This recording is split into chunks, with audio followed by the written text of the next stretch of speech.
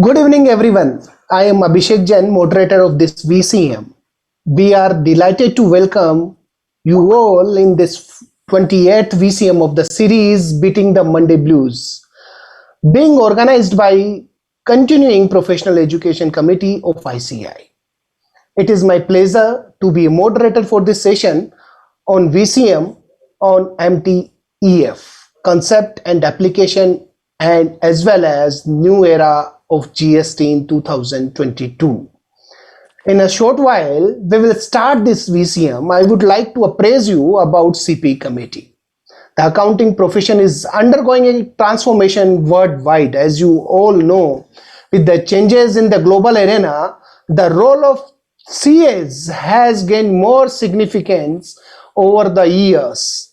Today, business and society cannot visualize itself without the profession of chartered accountancy. To ensure our members to maintain high ethical standards in providing professional services, the Continuing Profession Education Committee of ICAI is undertaking relentless efforts to impart and equip its members with the relevant technical knowledge in the form of conferences, seminars, lectures, workshops, webcasts to earn their professional skills. The program for this evening is as follows. We have two sessions of 1.5 hours each, and topics are: first is concept and application of medium term expenditure framework, that is called MTEF, and the second session we will have GST new era in 2022. Our eminent speakers will talk about above mentioned two emerging areas of professional interest.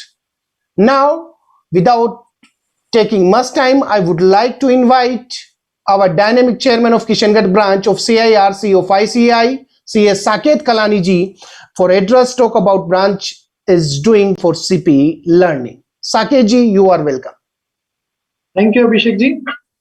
I warm welcome all of you and good evening on today's VCM of CP Learning Series Monday Blues.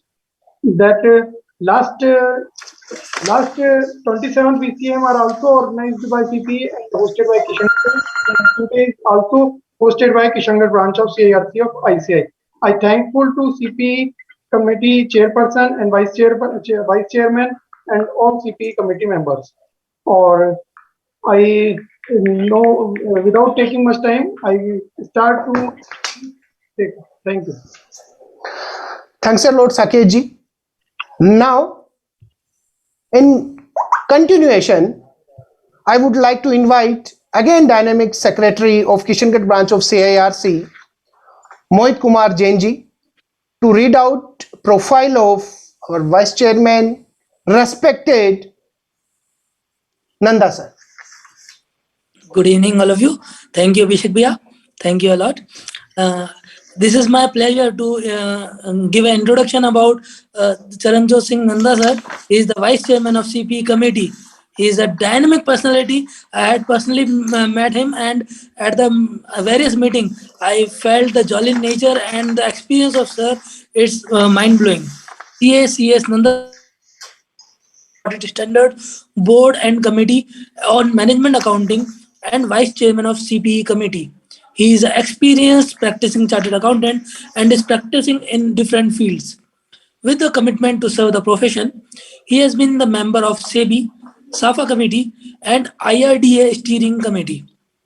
As an avid speaker, he shares his knowledge in India and abroad at various stages and events organized by the ICAI and other reputed institutes. Today, the concept of application of a medium-term expenditure framework, this is a special and important topic which is guided by the CPE committee, and we are glad to have organizing this, hosting this event. We are very thankful to the chairperson and vice chairperson of CPE committee. Thank you all. Over to you, sir.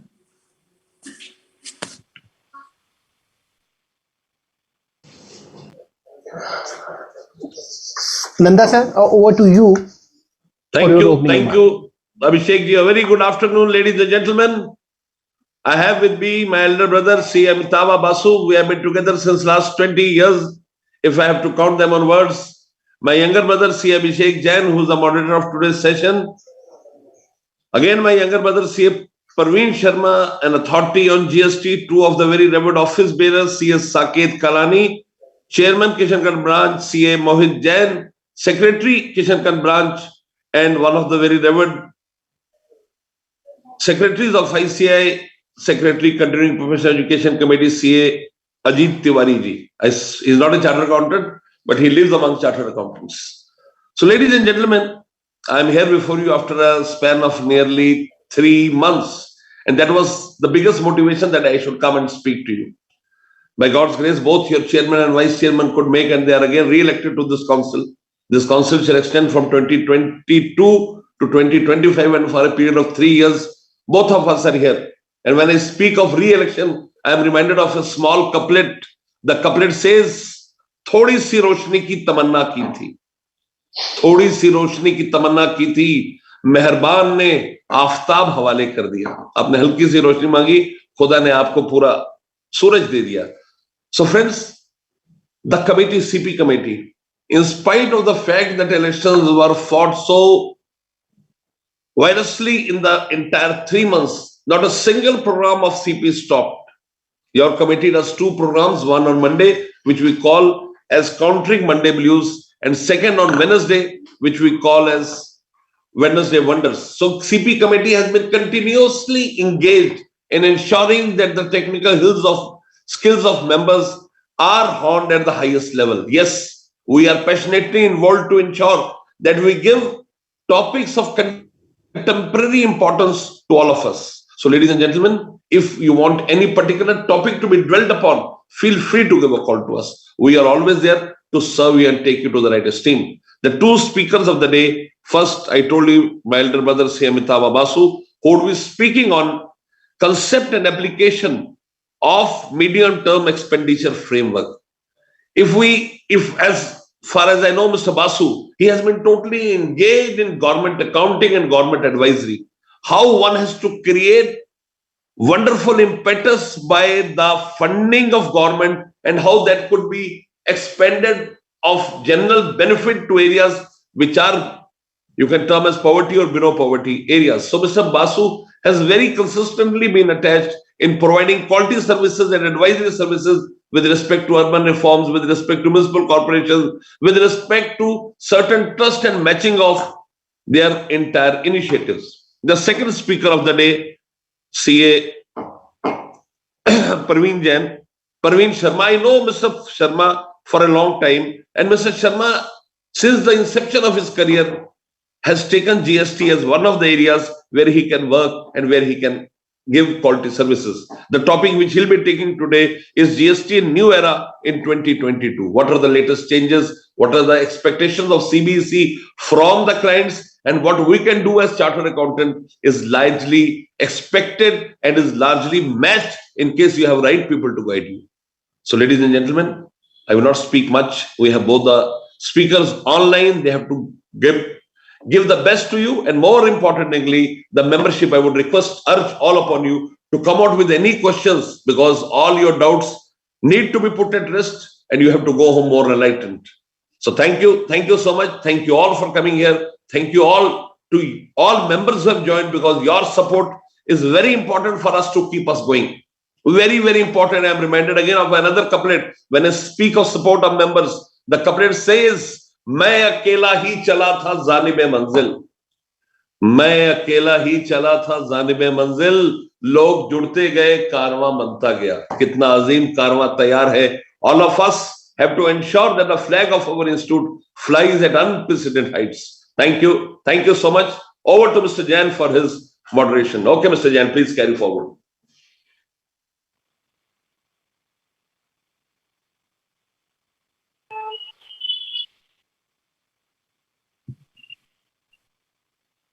Unmute yourself.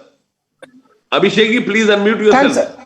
Thanks a lot, Nanda sir, for your great words that always inspire us to go ahead and achieve the goals. Once again, thank you.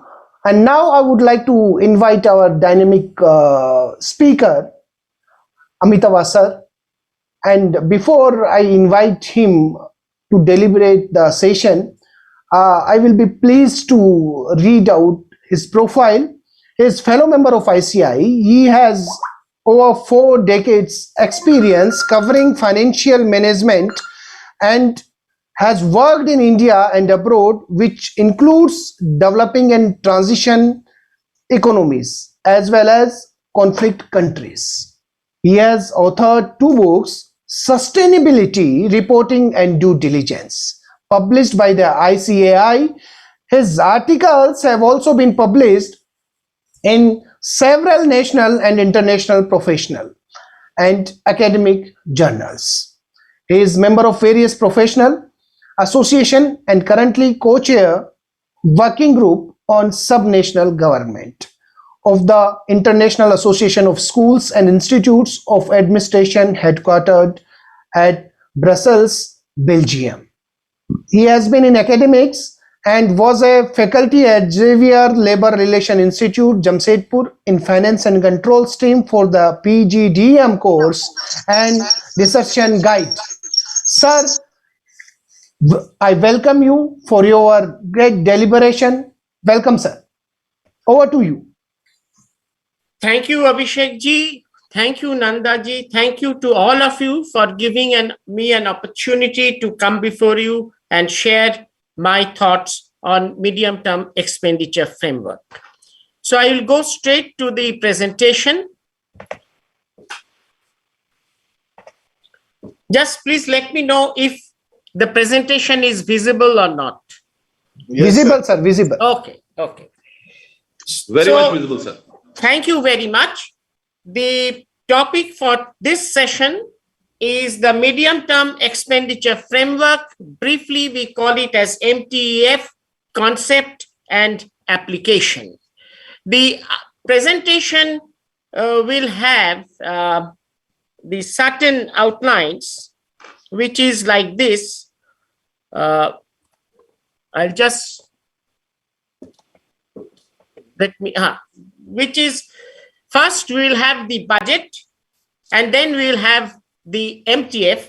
Now you will question that when the topic is budget, why we are, when the topic is MTF, why we are also discussing on budget.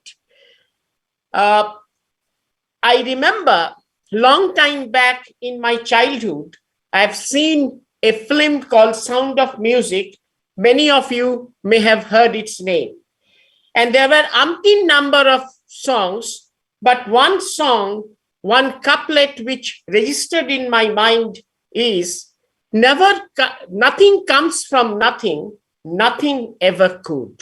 So I thought that before we come to what is MTF, it is important for us to know what is budget, briefly though, and then why the MTF, why the MTF has emerged, what are its components, its benefits, and its comparison with the budget. Now, in the Article 202 of the Constitution, there is a reference or a definition of an annual financial statement as a document that consists of estimated receipts and projected expenditure for the next financial year, which is 1st of April to 31st of March. That is usually the financial year of any government agency in this country. Of course, there could be other financial years for the other entities, but MTF being an area, budget being an area for our purpose of discussion, an area in the public finance domain. So the financial year that we are considering is from 1st of April to 31st of March.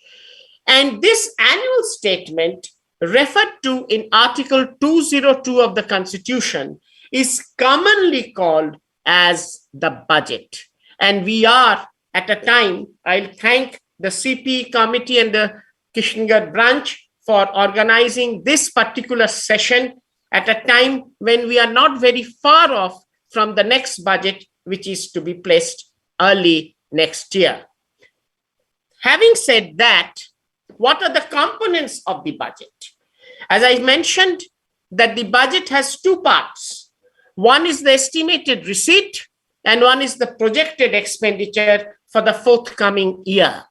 The receipts consist of the revenue or income, which in case of the government is receipt from taxes, income tax and other taxes, duties, cess, fees, and other charges.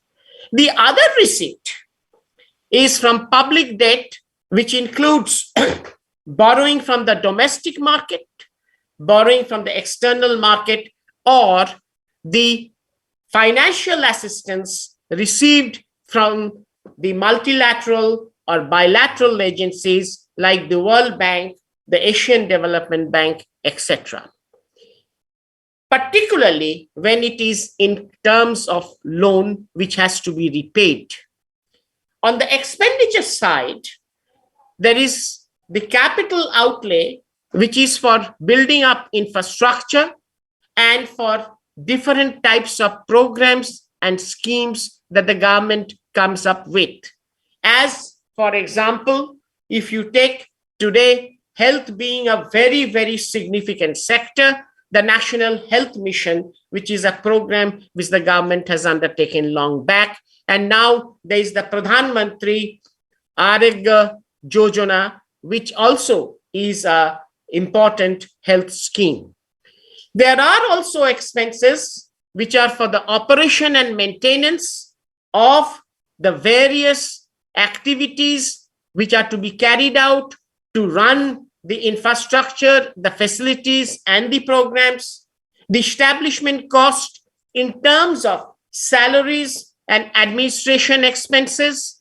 And I would like to mention here one point, that so far as the establishment cost is concerned, and as far as the salaries is concerned, it is a committed expenditure. The government has to budget for it from its own receipt sources, irrespective of whether the other budget items have to be curtailed or not. Why I'm mentioning this, I will refer to it later when I come to the MTF part or the appropriate part.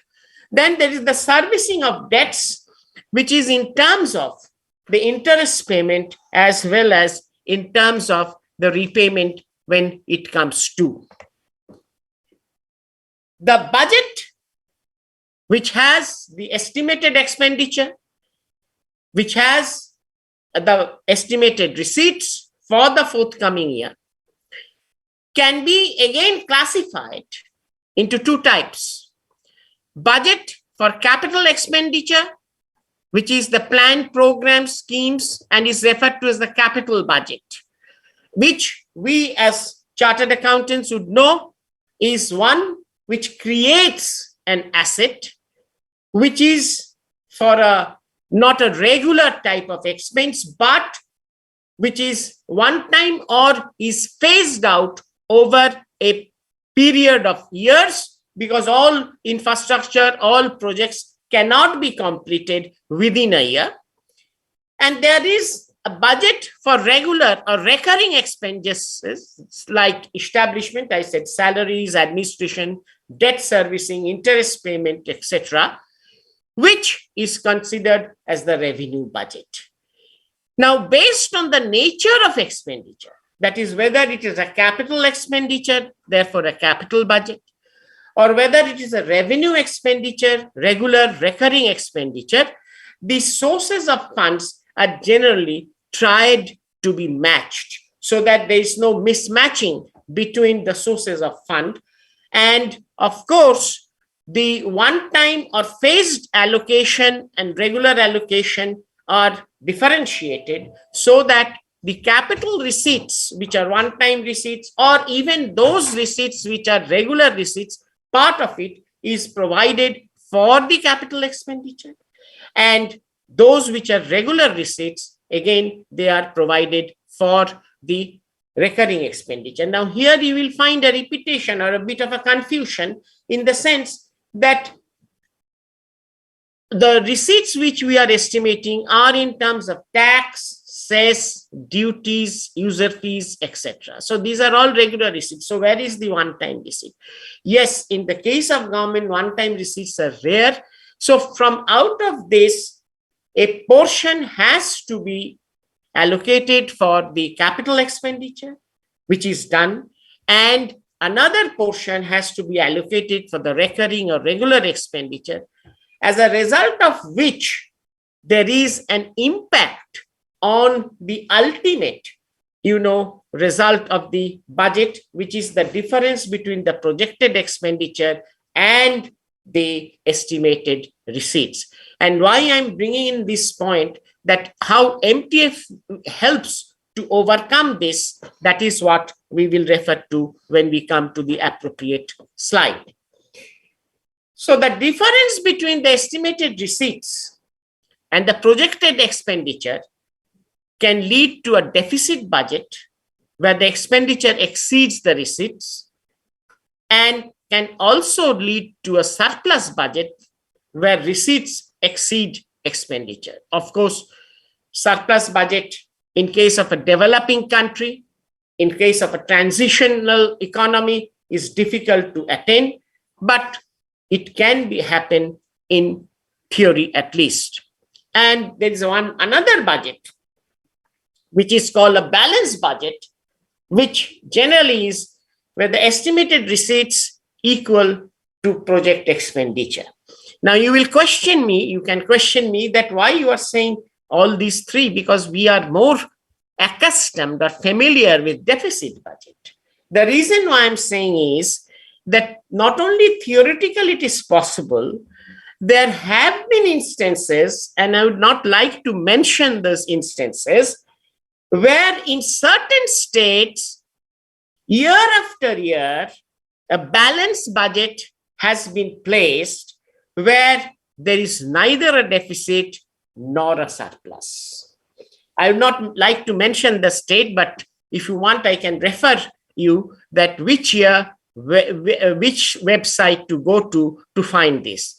But whether that is practically feasible or not is a big question mark, because to do that, you have to have proper receipt estimation and collection, as well as proper utilization of expenditure and its projection. And it is not that an easy task to do. However, a surplus budget may be possible if proper collection is done, proper estimation is done, and the expenditure projection and control over the expenditure is carried out. Now, this budget gap leads to two types of deficit, at least so far as the deficit is concerned, and with which we are more familiar. One denotes a revenue deficit, which is the difference between the total revenue receipts and the total revenue expenditure. In other words, where there is a shortfall of revenue receipts compared to the revenue expenditure, it results in a revenue deficit. In other words, that when your recurring expenditure is more than whatever are your recurring, and most of your incomes are recurring incomes, there could be one time, that is when you disinvest and you get the money, but that is very rare and seldom. In that case, it results in a revenue deficit, and it represents that the government's earnings are not sufficient to meet the day-to-day operations of its departments. What happens? To meet or reduce the deficit, the government either borrows or sells existing assets. The other one is increase non-tax or tax receipts, or which is very, very seldom, reduce unnecessary expenditure. So this is the way how it operates in a budget system. Fiscal deficit is the other deficit which arises from the gap between estimated receipt and projected expenditure. Whereas I have mentioned that the revenue deficit is the shortfall of estimated revenue receipts as compared to the projected revenue expenditure. The fiscal deficit is the difference between the total revenue and total expenditure of the government, which means it includes the capital receipts and the capital expenditure. Therefore, the fiscal deficit takes place either if there is huge revenue deficit or there is a major hike in capital expenditure, which means that the capital expenditure cannot be met out of the revenue incomes or whatever capital receipts that the government estimates to receive. And to make up such deficit, the government again goes to the route for borrowing, either from the Reserve Bank of India or raising money from the capital markets by issuing different instruments, treasury bills, and bonds. So this, in nutshell, is what we call as the deficit or the gap, revenue and fiscal, with which we are familiar as regards the budget is concerned. Surplus is more where the government's earnings from taxes are greater than the amount the government spends, and the surplus budget denotes the financial affluence of a government, which we hope to see, but yet to be seen. It is, I would say, for most of the countries that I have worked with, is more like an yeti, a snowman about whom we have heard, but whose footprints we are yet to see. So that is regarding the budget framework. Principles of budgeting, we all know, as I mentioned to you at the beginning, that budget is prepared for the forthcoming financial year. That means it is an annual exercise, prepared on annual basis for a year only. It is on cash basis. The reason is that the government accounting system is on cash basis, not an accrual basis as far as it is concerned so far today. Maybe at a later stage, we will move on to the accrual basis. And the grossing up is done, that is, receipts and expenditures are presented as grossed up. It is not that they are netted off. Okay, that if suppose some money is received as subsidy for a certain capital expenditure, it is not that the capital expenditure minus the money received as subsidy is shown, but both gross of the capital expenditure and gross of the subsidy is shown. And obviously, the budget heads will match with the account heads, that is the chart of accounts that the government has, which is under major head, minor head, and subheads. Now, having discussed what the budget is all about, and I'm pretty sure that most of you are aware and familiar with the budgeting exercise of the government, why there is an emergence or there's a need for the medium-term expenditure framework, which we call the MTEF.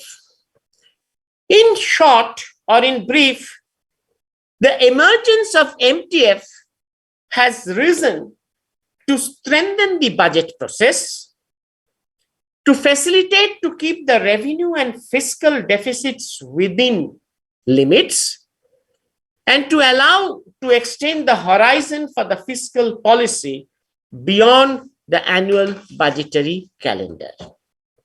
What does it all mean? What do we mean by strengthen the budgeting process? If we look into the budgeting exercise, truly speaking, you will find that it is generally done on an incremental basis.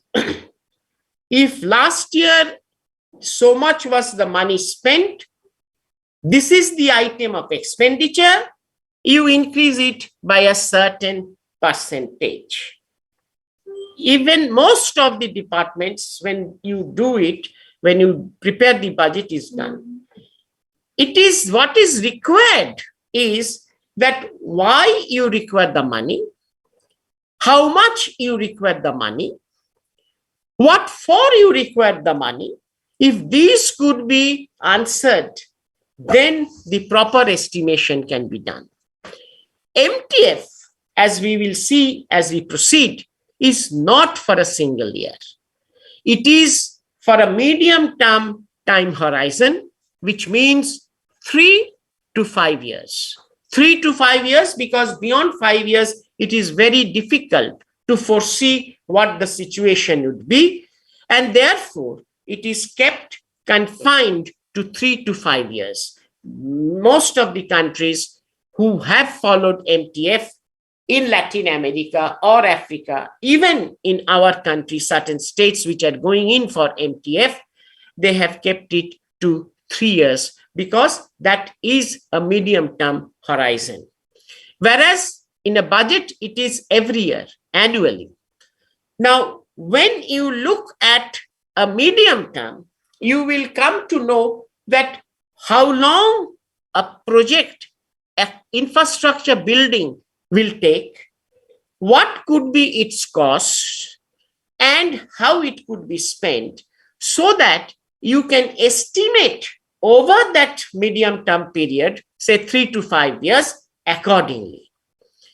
Whereas, when you come for the estimation of the expenditure for a budget which relates to one financial year, you just estimate on a percentage or ad hoc basis, and you may not be able to consider the future vulnerabilities or the future challenges or the future favorable situations, and your estimation may not be very, very accurate.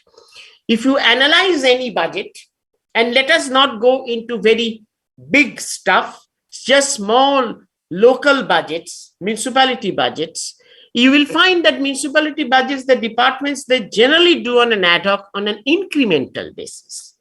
I have found even with many state government departments of various state governments, it is all on incremental basis. It is not looking into the details of what the cost should be or what the particular item of expenditure will take time to complete.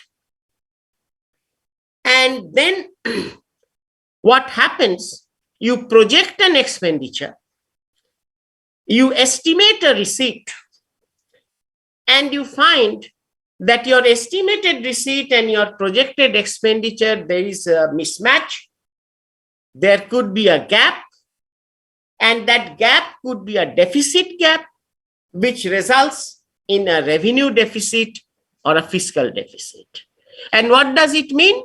It means, if I put in very, very simple analogy, that I earn something like 10,000 rupees a month, but I have to spend, for whatever reason, 12,000 rupees a month, which means I am running a deficit of 2,000, which if I have to make up, I have to borrow from my friends or from some other money lender.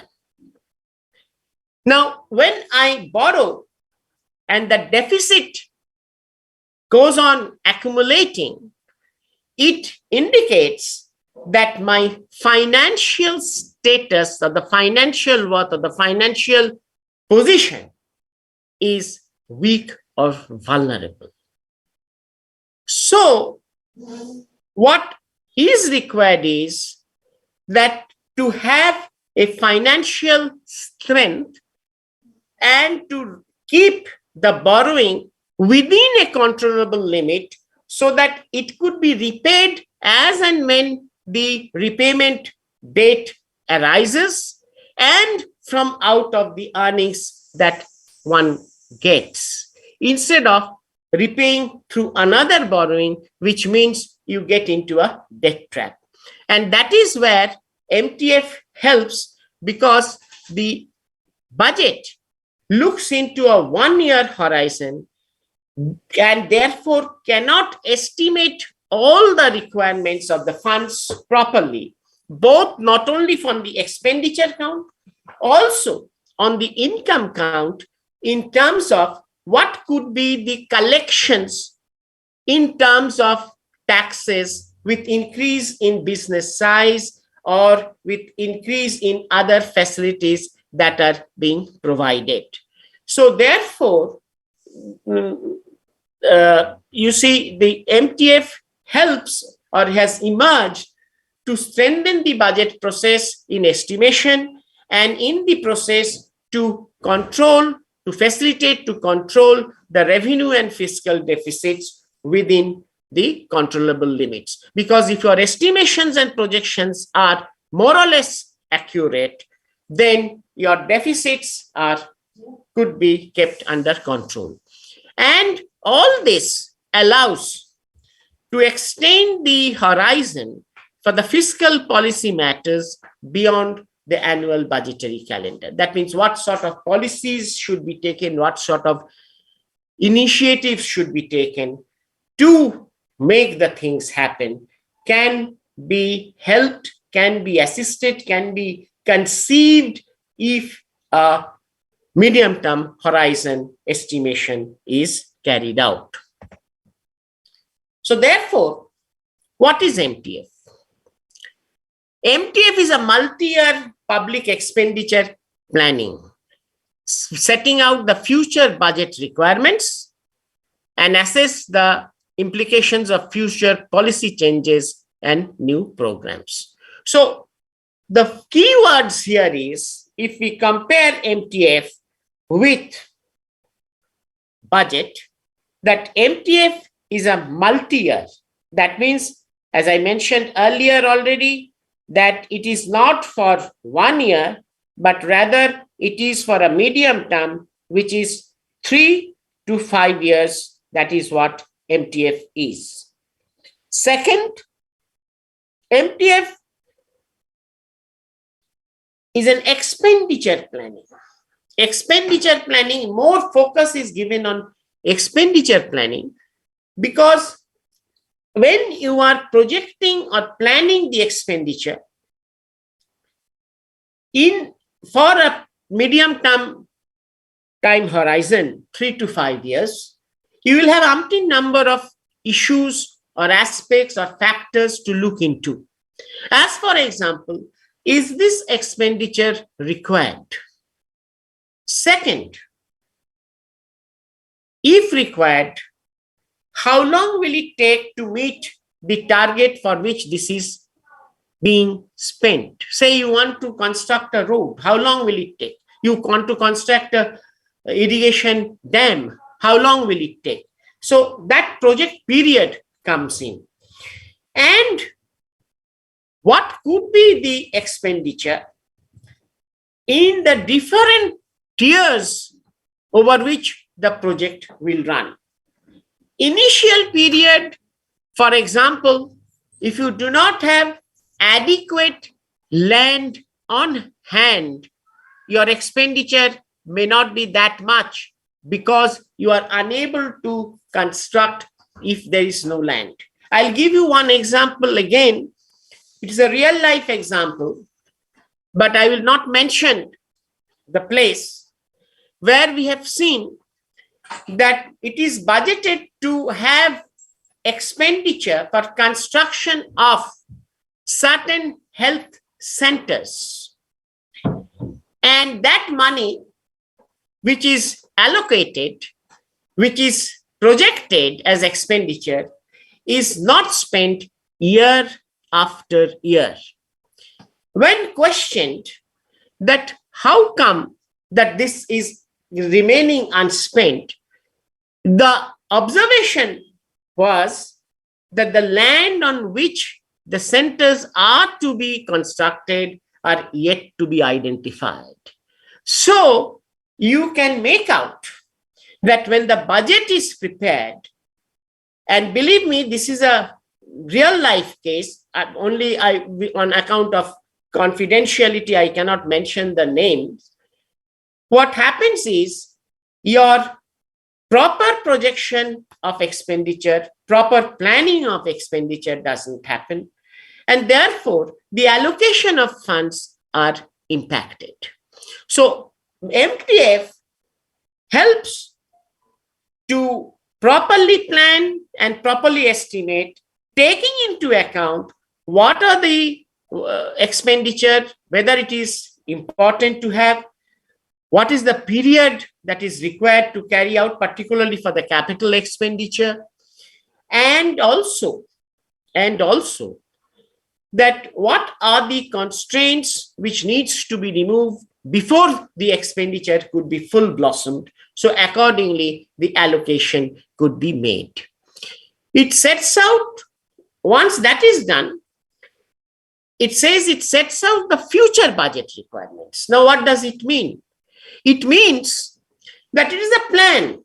It has given that a particular bridge will take, say, a multi-purpose bridge over a river will take, say, 3 years. And the expenditure will be in this manner. Now, you have planned it. You have spent, but always it doesn't happen that what you plan and what you actually execute matches. There could be some difference. So, after the first year, in the second year, when you are doing your budget allocation, because MTF does not say that budget is eliminated, I've never said. I said it strengthens the budgeting process. That means it is supplementary to budget. What it happens is that your budget requirement is then accordingly estimated. That, okay, I've planned so much, I've spent more or I've spent less, and as a result of which the physical work has been more or the physical work has been less. And so my budget requirement for the next financial year is so much. Since you are preparing for 3 years, first year you take the MTF plan, MTF based requirement fund allocation. Second year, when you go, you review it and see how much you have spent, how much you have unspent, and accordingly determine the requirement for that budget year. And you update the MTF accordingly also. And then it is assessing the, what is it called, the resource implications of future policy changes and the new program. Meaning, if you know that this is my requirement over the next 3-4 years, you will accordingly plan your resources. If, again, I will draw a very simple analogy. If I know that my daughter has to be given to marriage, or my son has to go for a higher education in this year, then, and I know that what the expenditure would be, I will accordingly try to build up my resource through investments, through other earnings to match that expense. So that is what it helps in developing your receipts or incomes. And I told you that it takes a medium-term perspective, 3 to 5 years, because beyond 5 years is not really foreseeable. And it is a rolling program in the sense that as each year passes, you just update the MTF depending on what you have spent, what you have not been able to spend, or what income you have collected, or what you have not been able to collect. So it is an annual rolling plan, 3 to 5 years, and usually spending does not cover the amount needed. Usually, in the MTF also we find that usually whatever your requirement for the projected expenditure does not necessarily match with what is your estimated receipt or income. It is seldom, as I told you earlier, that where you have a balanced thing of both the receipt and expenditure. And therefore, you need to know that what could be your available resources, which in technical term we call the resource envelope. What is the fund resource which could be available for you? And for each of the departments, this MTF is done, each of the departments. Then when you know what is the resource available for you, and how will you know, I'll come to that later, then you have to revisit your projection of expenditure, because you cannot make a wishful list of expenditure knowing that your resource envelope, that is the availability of resources, is limited. Okay. Now, therefore, how do I know what is my resource envelope? The resource envelope, generally what is taken is the past trend of how much has been allocated to the department, and also the policy of the government, how much to be allocated. For example, we had about 2% of the gross domestic product allocated for the health sector. But now we have a policy where we want to achieve at least 4% of the gross domestic product for the health sector. So if we take the past, it will give one picture, but in taking into consideration the new policy, we have to take that the future GDP is so much, so 4% of that will come for the health sector, and accordingly, that is the resource envelope available with us.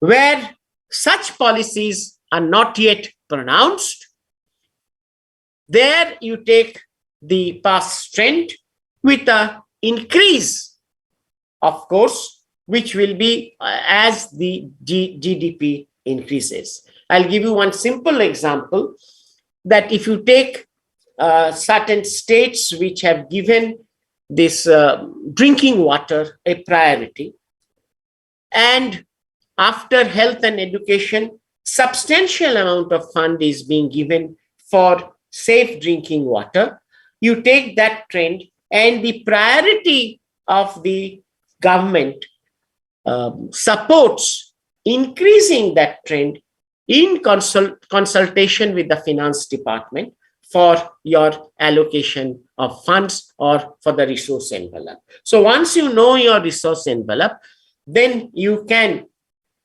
revisit or you can estimate your expenditure. And if still you find there is a deficit, you have to revisit the projection of the expenditure to curtail certain expenditure which could be deferred, certain expenditure which are not that important or necessary. And you may also find innovative ways to meet this expenditure, or convergence. Convergence is a term which is coming very commonly these days, that where you have number of schemes together, why don't you draw money from those different schemes and use for one expenditure purpose which is being met by all these schemes. Say again, I will come to this drinking water. Say a state like Uttarakhand, which has, if you look into their budget, it is a public document, so there's nothing confidential about it, that they have fund allocation for providing drinking water during the summer times in certain hill regions, as well as they have also fund allocation for tourists and pilgrimage for the Char Dham Yatra, which again is in the hilly region. If the two could be converged, then the basic objective, which is providing the drinking water, which should be all season, summer or winter, and generally the Char Dham Yatra and the tourists, they have been in summer, not so much in winter. So that could be converged and the expenditure could be made. So that is what MTF tries to help in its estimation. And it also gives an outcome criteria, that is what it wants to achieve. How many households should be given the functional tap connections, that is connections where the water is available, and that performance can also be monitored, which means it tries to match or reconcile the physical with the financial performance, which is absent in case of budget. Generally, there's a budget variance in terms of financial terms, financial figures. And of course, there could be a remark that why this variance has happened. But actually matching and performance monitoring is assisted by MTF. Now, the key components, that is to prepare the MTF, the key components are, as I mentioned, which is called a top-down approach, that is the resource envelope. Top-down in the sense, how much I will get.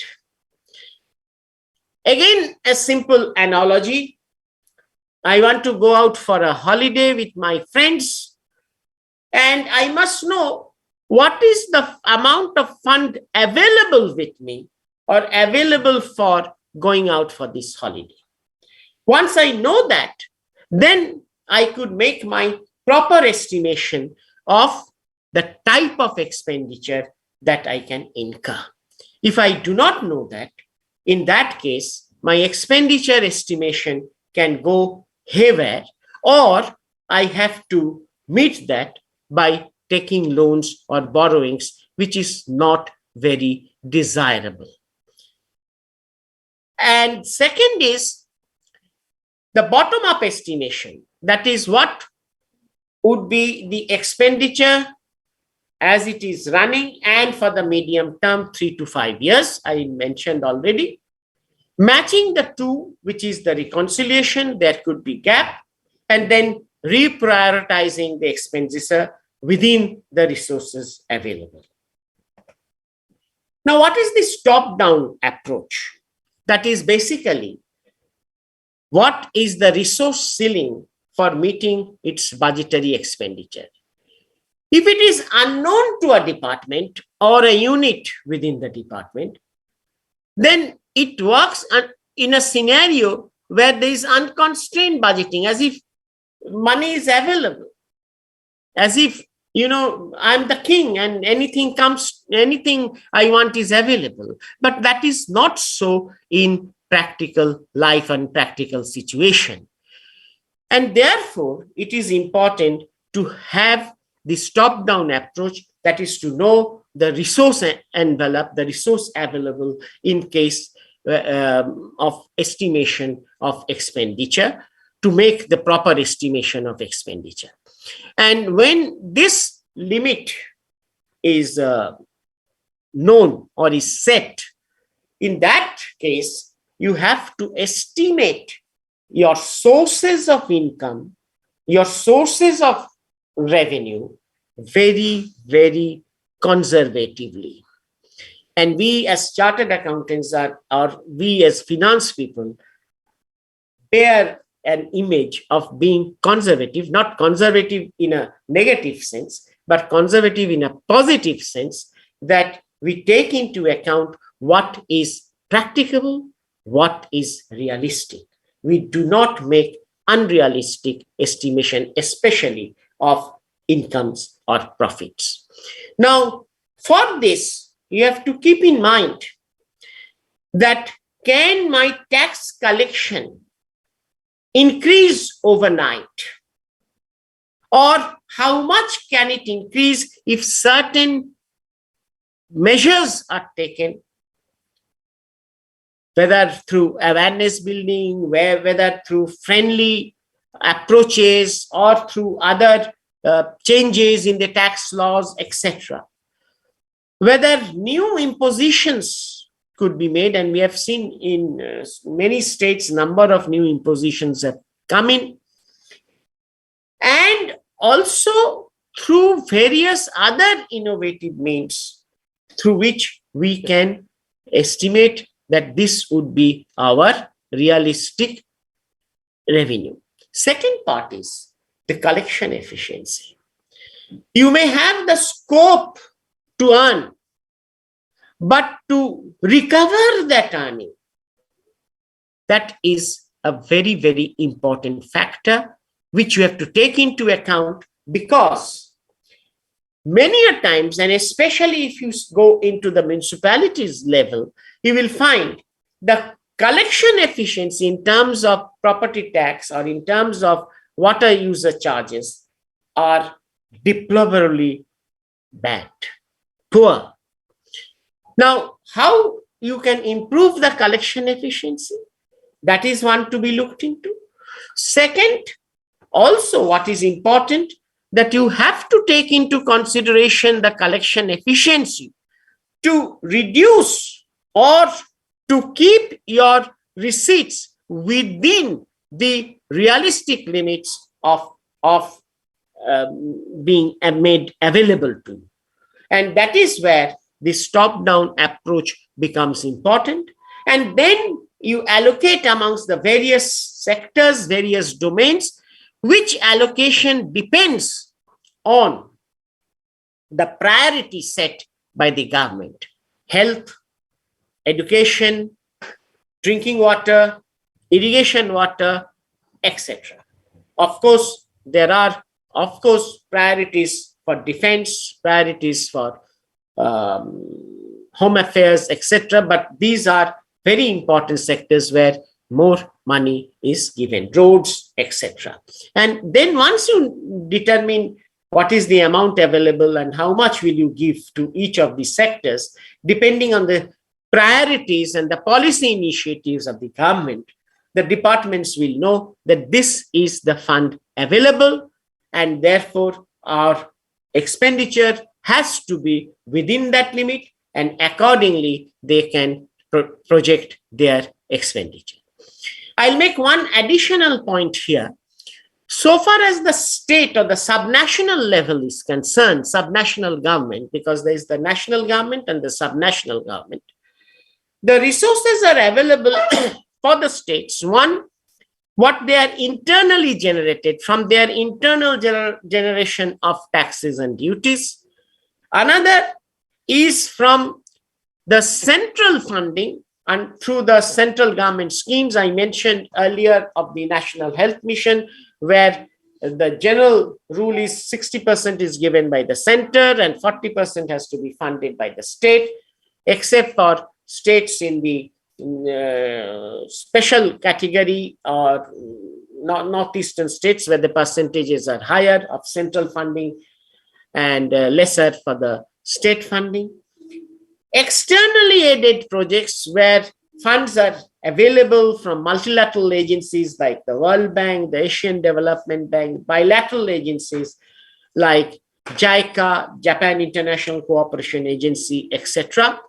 So those funds have also to be considered, and those are to be kept in mind when you are defining the resource envelope. Now here again, I will make one digression going back to my previous point where I said that establishment cost, establishment expenditure, which includes salaries, is a committed expenditure. Similarly, please keep in mind where there is a state contribution for centrally sponsored schemes, or there is a counterpart funding commitment from the state for the externally aided projects. These are committed expenditure and you have to allocate them. So those are fixed and there cannot be any curtailment on any count on these expenditure. I said that you can revisit the projected expenditure depending on your fund availability, but this committed expenditure, there is no scope of revisiting this. You have to keep in mind. Top-down approach, once you have the department has the resource envelope, that is the fund available for the year, then keeping the top limit of expenditure, they can say how much will be spent on the capital and the revenue budget or the revenue segments. And this projection, since it is for 3 to 5 years medium-term expenditure, again will be done based on the past trends with the increase or decrease as per the government's policy. I mentioned to you about the increase in the allocation in the health sector by defining 4% of the GDP to be put for the health sector. And based on the sectoral resource envelope, you have funds which are available for the planned schemes, and then you allocate amongst the expenditure accordingly. This again I have mentioned, so I don't want to repeat this, which is you can take over the last 3 years what has been the share of the planned schemes for which you have got funds. Assume that the share will be maintained to obtain this. So this is actually at the subnational level. At the subnational level, when I say state planned schemes, when there's over the last 3 years, and make adjustments and appropriate provision considering the estimated future requirements. And you assume that the same share will be maintained as the for the resource allocation if the project or the scheme is not yet completed. Fine. The bottom-up approach, which is the expenditure projection, involves first the prioritization of the objective of the departments and the schemes based on the policy priorities of the government. And once you have prioritized the objectives of the department and the scheme in accordance or in line with the policy priorities of the government, you know which type of expenditure are to given the priority. Water could be a big subject, but drinking water, again, within the drinking water section of the drinking water department, there is rural, there is urban, and there could be in different categories also it could be made, and according to the policy priorities, this have to be done. Apart from water, in case of health, for example, the primary health care and the secondary health care. So whether the policy priorities generally gives very much emphasis on primary health care, because that is very, very important, and to help in preventive as well as curative treatment. So that is another area which expenditure which gets a priority, and accordingly these are prioritized, and then the funds are allocated or apportioned to these expenditure heads. To achieve the desired targets, because when you are prioritizing the expenditure in line with the policy priorities, you are also trying to set physical targets to be achieved over a period of years.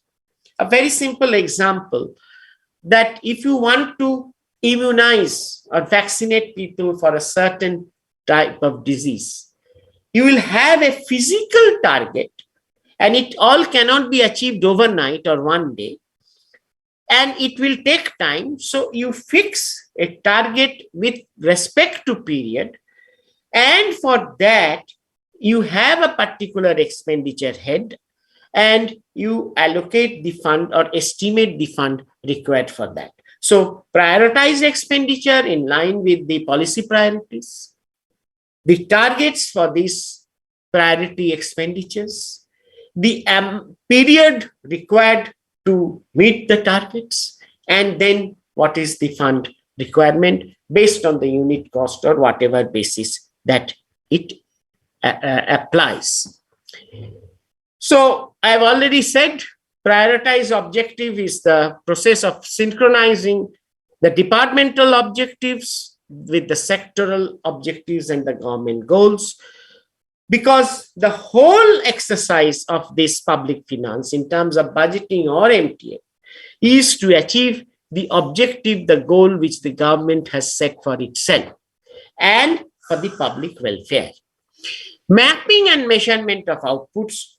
You are setting the output, the targets, and what is the measurement? What is it that you are achieving? That is important because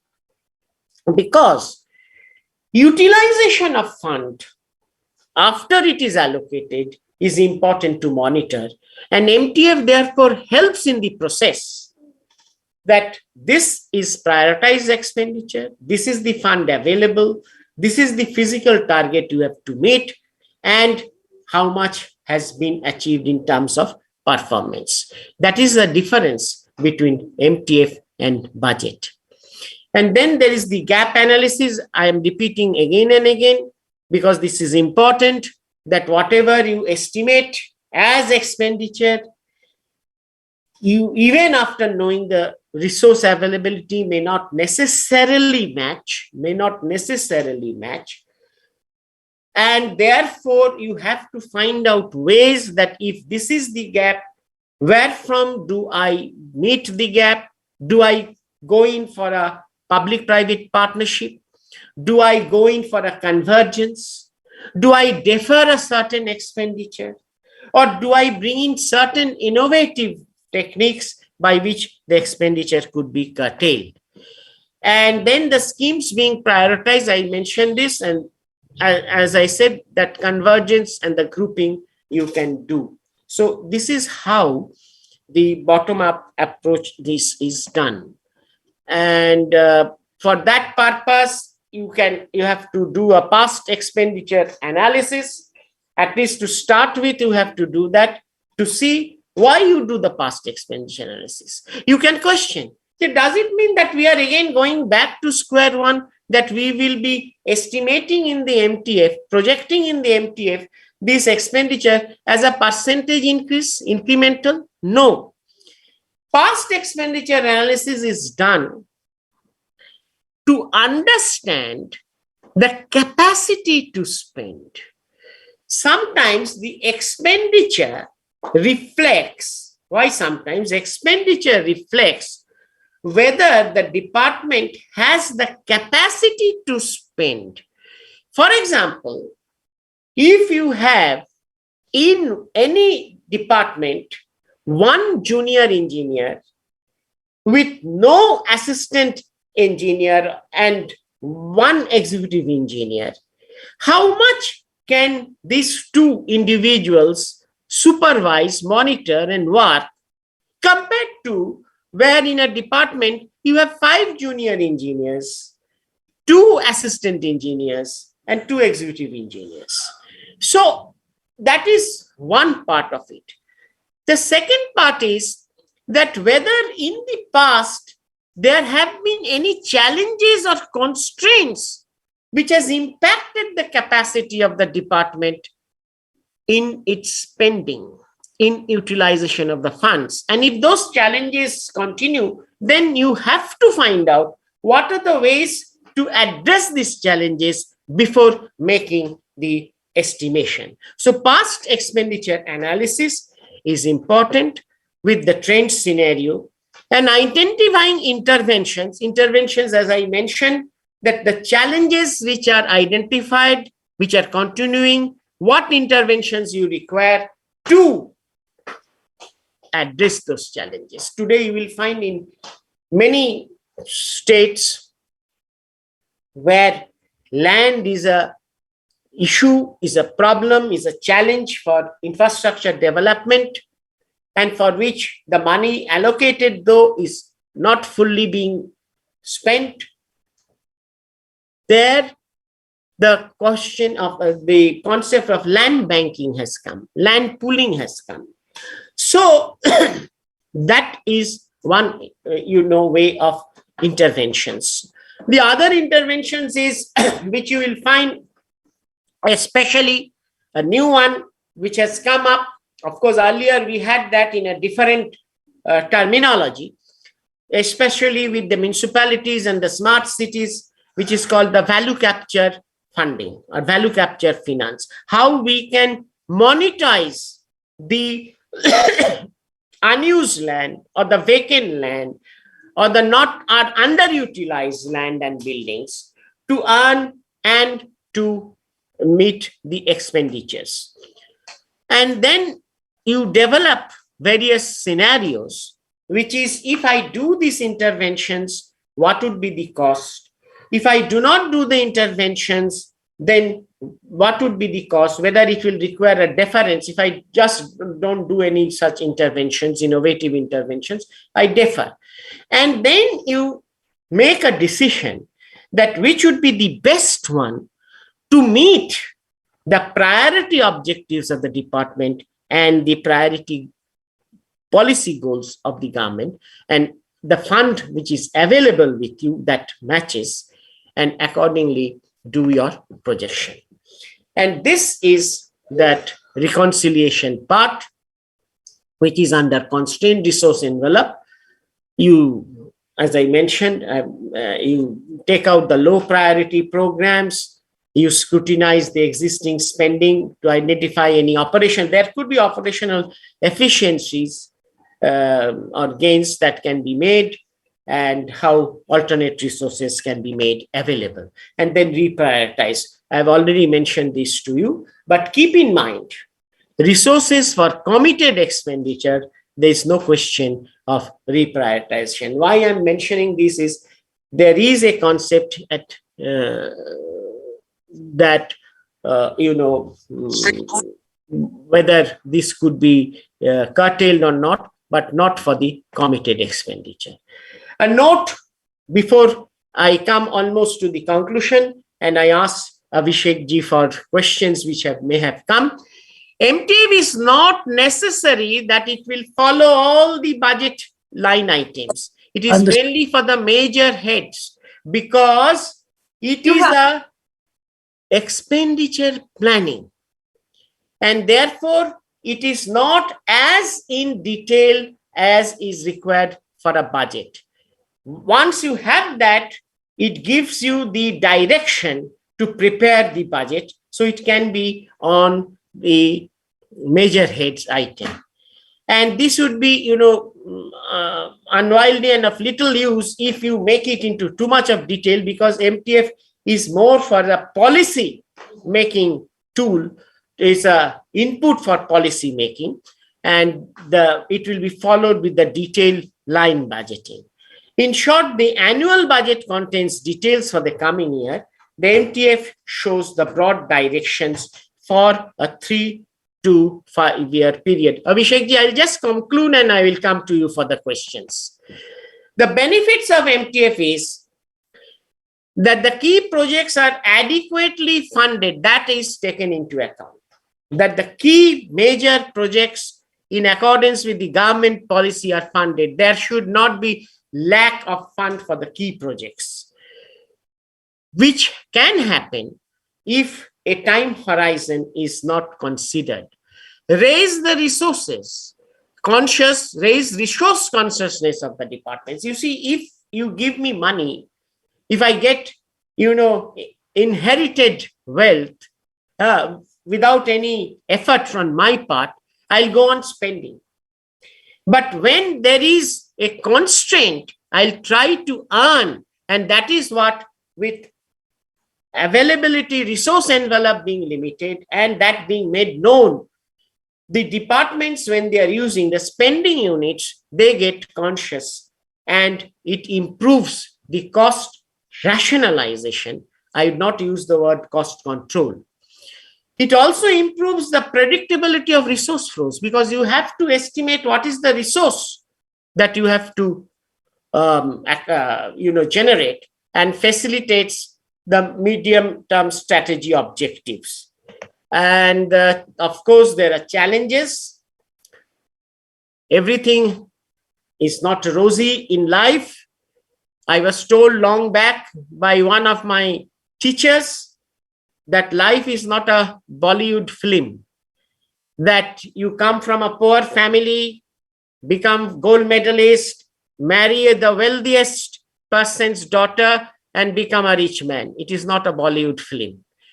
So resources can be spread too thinly, resulting in, unrealized targets. It may happen if you have a resource constraint.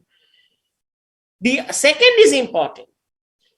To keep the priority of the government policies, you put more on the capital expenditure, but you do not link it with recurring operation and maintenance. And that is what is happening. You will see that roads are built or water system is built, but operation maintenance is not there. One reason is want of fund, lack of fund. So that is one challenge. Unrealistic predictability of resource and non-integration with the process. So with this, I will conclude. I will not go into this, and I will ask Abhishek ji if there are any questions, because I think it is now 5:20, not 5:15. I'm sorry, my apologies that I'm 5 minutes behind the time that was given to me for asking for the questions. Yes, please. Thanks a lot, sir, for your wonderful deliberation. The way you have elaborated the entire thing related to particular subject, absolutely fantastic. And you deliver in such a way that the grasping of the contents was so easy. Now, sir, we have received one question, that is how to assess the revenue resources envelope of NGOs and SHGs for schemes like children, women welfare from local or foreign donors, lenders. It's a very, very pertinent question, I would say. You see, one is the NGOs, that is the non-government organizations, if I've understood you rightly. And the other is the SHGs, which is the self-help groups. Now, basically, the funding of these both, they come from either foreign donors or from contributions and donations from corporates or others. Now, the ways by which it can be done, one is, as I mentioned to you, that what has been the past trend and what is the future potential. I'll give you one example to respond to this question.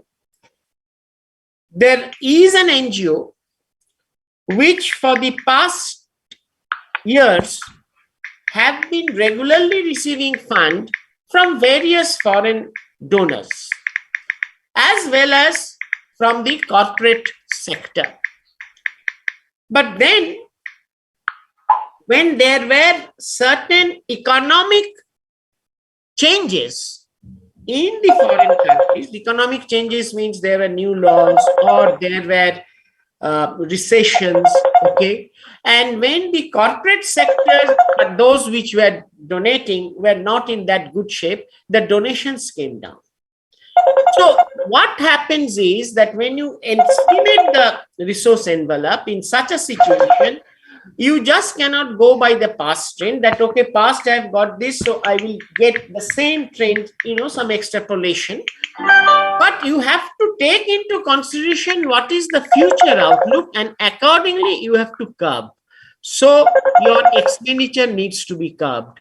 Now, to curbing an expenditure of NGO is easy to say, difficult, because the only way is reduction of manpower. That is the only way. Other than that, it is difficult. For SIGs, self-help group, they get again the funding. They generally do not get directly from the foreign donors, but through the NGOs. So the same pattern has to be followed. And therefore, it is important, particularly for the SHGs, to have a thrift fund. Thrift fund is where they accumulate the savings out of, how the SHGs work. They take loan and pay some interest or revenue sharing, and that is how. Otherwise, for the resource envelope for NGOs or SHGs, it is not just simply the past stream. It also have to take into account the future. Thanks a lot, sir. And we have received one query, as you have delivered in such a way. The contents was so grasping. And now I would like to invite Secretary of Kishangarh branch, Mohitji, to give vote of thanks for such a wonderful session. Mohitji, over to you. Abhishek ji, thank you a lot, and it was a very nice deliberation on the part of Amitwa Basu sir, and the thinking, the speech or deliberation itself explained the experience and the knowledge of Amitwa sir. This is CM Mohijan, Secretary of Kishangarh branch, deems it a great pleasure and honor propose the vote of thanks for this session. First and foremost, I would like to thank our the guest, the chief guest, the chairperson, and the vice chairperson of the CP committee, who, despite of the busy schedule, has spared some time to grace this event. I also express my heartfelt gratitude to the speaker, CA Amitwa Basu sir, for involving all the participants and sharing his grasp knowledge to all of us. We are very grateful to the very wonderful moderator, C. Abhishek Jain ji, to maintain this the decorum and associated with Kishangarh branch. Last but not the least, I want to thank all my friends from the fraternity and for their patient learning and listening to the speakers. Thank you, all of you. Thank you a lot from the Kishangarh branch. Thanks a lot, Mohitji, for this wonderful vote of thanks. As always, you give. Now, I would like to invite our again dynamic faculty, Praveen Sharmaji. Praveenji, we welcome to you for our second session. Now, about Praveen Sharmaji, he is fellow member of the ICAI and qualified in 2009. He has rich qualification of BCom, MCom, LLB diploma in IFRS, ICCA, UK certified fraud and forensic auditor. He is certified anti-money laundering specialist, certified independent director. He has provided GST training to officers of 32 states, that is very commendable, and union territories and 2 CBIC officers. He has delivered more than 500 seminars, webinars, that is very remarkable, on various platforms like study circles, branches of regional councils of ICAI, STBA, DTBA, UPKS, and taxpayer associations. He has authored many articles on Tax Guru, Tax Main, Tax Sutra, Tax for Wealth, GST Mitra, C Club India, etc. He is imparting knowledge on the indirect taxes and SME consultancy from past 10 years. We really privileged to have Praveen Sharmaji over here for his deliberation. Praveenji, warm welcome to you. Over to you, Praveenji. Thank you so much, Abhishek ji, for giving my profile or share my profile to the respected professional over here. Again, good evening to all of you. Again, thanks to the CP committee of the ICAI and the host of the today's webinar, the Kishangarh branch, the chairman sir and the secretary sir, for giving me an opportunity to discuss about the new era of the GST in 2022. 21 ke andar, in the 2021, we have checked in the Union Budget 2021 so many changes, so many gray areas covered by the Finance Ministry.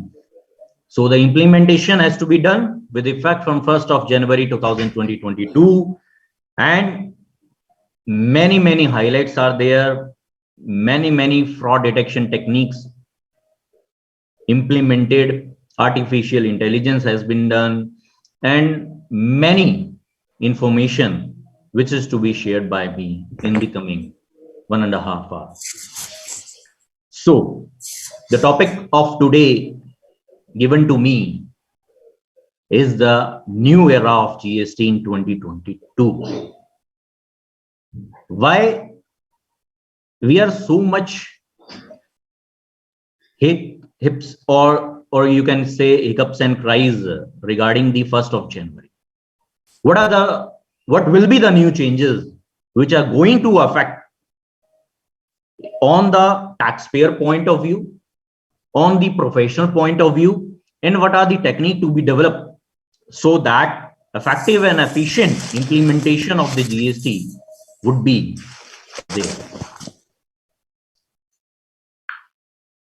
Many topics and many changes which are going to affect either on the part of the costing, on the profitability, on the compliances, on the returns, on the bank attachment, and on the portal. These scenarios are being created. Let them start with the Union Budget 2021. The finance bill is being introduced on the day of the Union Budget 2021. Many changes to be implemented. And right now we have two notification, 35 by 2021 and 39 by 2021, in addition to the circular 167 that amend the Finance Act, or you can say notify some of the Finance Act section. So again, to notify some of the provision which are going to be implemented with effect from 1st of January 2022. I'm sharing my PDF file, the article file or the PPT. I think it's visible. Abhishek ji? Okay. Yes, it is very much visible. Okay. 1 minute. Yes.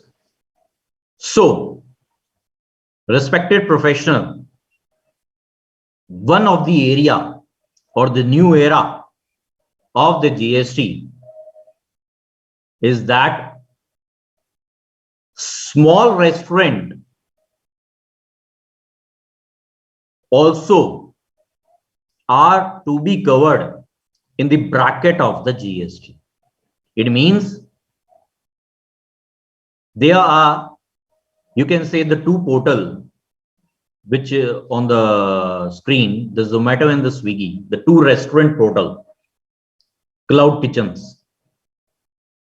The two portal, you can say, the e-commerce operator in the restaurant services or the non-restaurant services. Many small dhabas, small restaurants are going to affect with this amendment that the e-commerce operator like the Swiggy or the Zomato will charge the GST or will charge the GST on their invoices whenever any unregistered restaurant is supplying their restaurant services through the e-commerce operator. Likewise, registered person also covered. It's already covered, but the unregistered person is covered itself. For example, the small dhabas in a particular rural area, if they are supplying their, you can say, the dal, rotis, the dosas through the e-commerce operator in their local areas, because this is the concept. After the COVID, the concept of the online is going to be much wider, and these e-commerce operators are playing in such a way that all the restaurant and the non-restaurant services are passing through their channels, so that it's the demand of the you can say public or the demand of the current scenario. The small dhabas supplying their services, here I can say the restaurant services.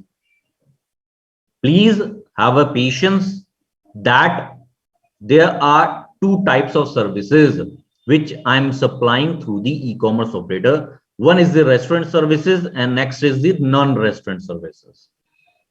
The amendment is brought in the restaurant services that whether the registered supplier or the unregistered supplier is supplying their restaurant services through the e-commerce operator, then the e-commerce operator will charge the invoices or will raise the or collect the tax from the recipient who is the customer and charge 5% on it and pay it to the government. So forward charge is not there in the case of the supplier who is supplying restaurant services to the e-commerce operator. So I'm again explaining some of the key highlights in this particular amendment, that somehow in the, you can say, I'm introducing some of the highlights related to the section 9.5. Section 9.5. What section 9.5 is talks about? The government is on the screen. The government may, on the recommendation of the council. So the recommendation of the council is there in the 45th council meeting. By a notification notified 17/2021 dated 18/11/2021 specify the category of services. Feel appreciated that section 9.5 doesn't talks about the goods. It talks about the category of the services, and the supply of the food is the supply of the services. Where it is defined? It is defined under Schedule 2. The following composite supply shall be treated as a supply of the services. Clause B, the supply by way of or as a part of any service or in any other manner being food. It means the supply of the food, it is to be treated as a supply of the services under Schedule 2 of the CGST Act 2017. Again, going to section 9.5. The government, on the recommendation of the council 45th by notification 17/2021, specify the category of the services, the tax on intrastate supply. 9.5 talks about intrastate, and section 5.5 of the IGST Act talks about the interstate supply, of which shall be paid by the e-commerce operator. Shall be paid by the e-commerce operator? Yes. Whenever specified category of the services on the recommendation of the council by way of a notification, if such services are supplied through the e-commerce operator, then all the provision of this act shall apply to such e-commerce operator as if he is the supplier liable for paying the tax to the supply of such services. What does it mean? So before 17/2021 notification, there were 3 types of the services which are covered under section 9.5. And what are those? These are, for example, the transportation of passengers by radio taxi, motor cab, maxi cab, and the motorcycle. You can say the Ola, Uber.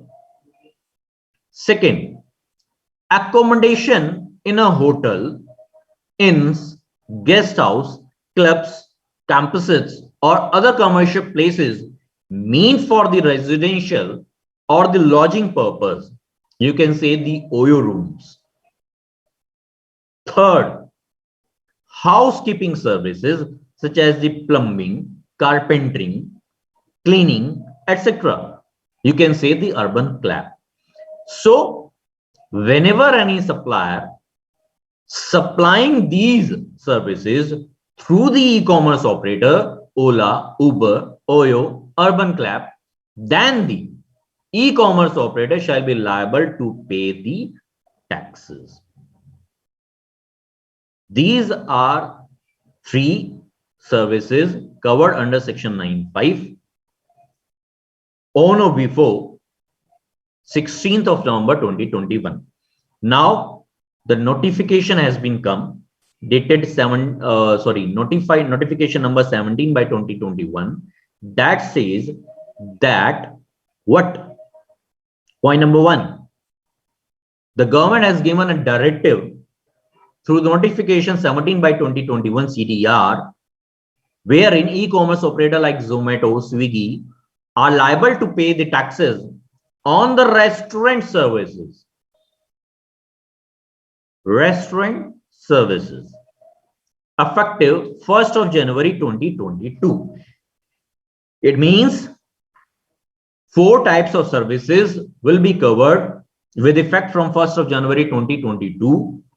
First is the Ola type of services. Second, Oyo type of services. Third is Urban type of services. And fourth is Swiggy, Zomato type of the services. But here the word says liable to pay taxes on the restaurant services effective 1st of January 2022. Now, there are so many representations on what are the restaurant services, what are the non-restaurant services, what are covered, who will raise the invoices, who will file the return, and who will file the return, who will be the deemed supplier, register. What will be the case in the case of an unregistered dealer? What will be the case in the case of a registered dealer? How this is going to be happen? Further, circular number 167 by 23 by 2021 dated 17/11/21 issued for these clarification regarding the modalities of the compliances to the GST laws. So we will discuss one by one. Let me introduce some more information regarding the restaurant services. So the e-commerce operator is now liable to pay the GST on the restaurant services provided through their channel only. Here in this notification, there is some exception that other than specified premises. What is specified premises? Where the declared tariff is rupees 7,500 or more per day. It means there is a hotel and there is a restaurant wherein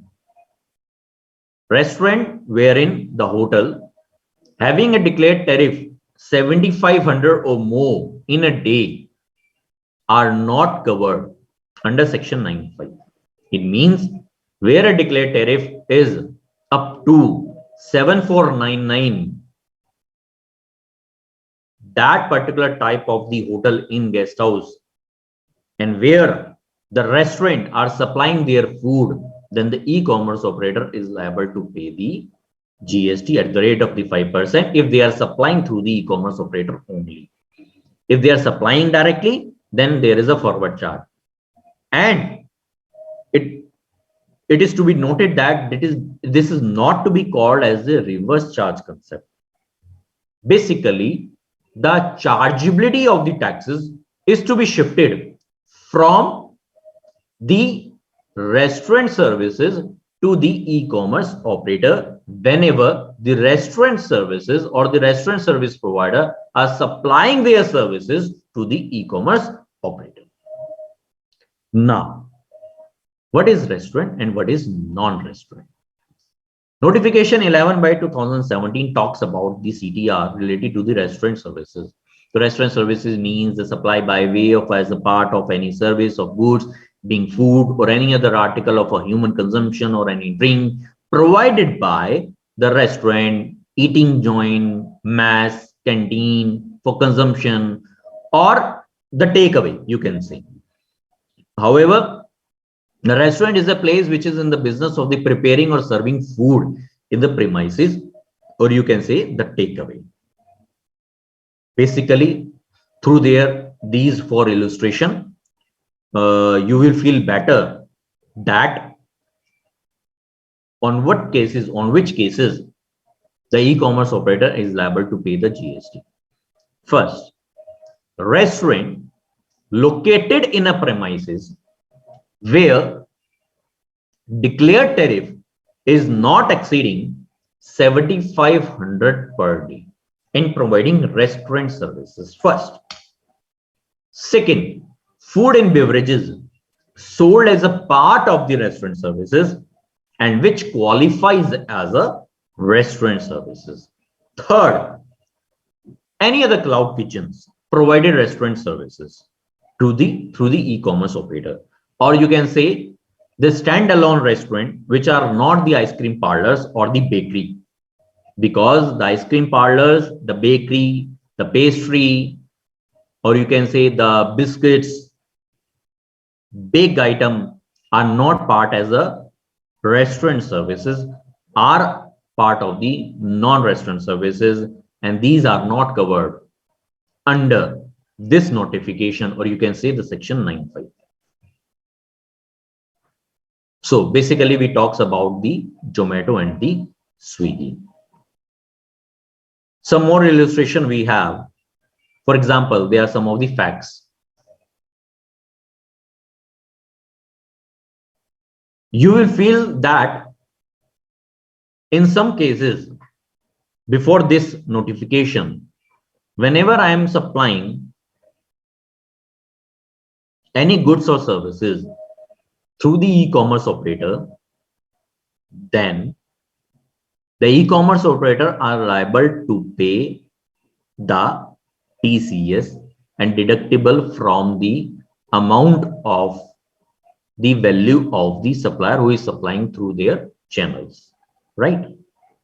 But basically, circular has come and the circular says whenever any restaurant supplying their restaurant services through the e-commerce operator, then TCS would not be deducted, but the 5% GST is to be collected and paid by the e-commerce operator. The question number one, if you operate or manage e-commerce platform, whether TCS would be applicable? Yes, TCS would be applicable. Second, if the suppliers making taxable supplies through the e-commerce operator, whether TCS would be applicable? Yes, TCS would be applicable in the case of the taxable supplies supplying through the e-commerce platform. Third, supplies transportation of passengers, section 9.5. Housekeeping services, hotel accommodation services through the e-commerce operator, whether TCS would be applicable? Here the answer is no. Fourth point, restaurant services is provided from the specified premises. So basically you have to figure out first, restaurant or non-restaurant. Yes, if this is the restaurant services supplying through the e-commerce operator, then GST collected and paid by the e-commerce operator only. Second case is the non-restaurant services provided by the restaurant service provider through the e-commerce operator, then the TCS would be deducted, but GST should be collected and paid by the supplier who is supplying non-restaurant services through the e-commerce platform. Fifth, restaurant services is provided from a location other than the specified premises. Yes, the e-commerce operator would be liable for charging of the taxes. For your benefits, for your easy understanding purpose, I have created this table so that you will feel better whenever you have any information or any invoices of the client charging or not. So the GST category is to be divided into two: the registered under the GST or non-registered under the GST. Okay. Secondly, the restaurant services or the non-restaurant services or the hybrid services. Oh my God, hybrid services. For example, today is my son's birthday. I have opened the Zomato app and I've ordered one dosa, one, you can say, the thalis, covered the roti or the dals, some salads. Second, I added one cake, added to the cart and paid. So the restaurant who is supplying the dosas and the thalis through the Zomato to me, in this case, the e-commerce operator will collect 5% GST from me and pay this GST to the government.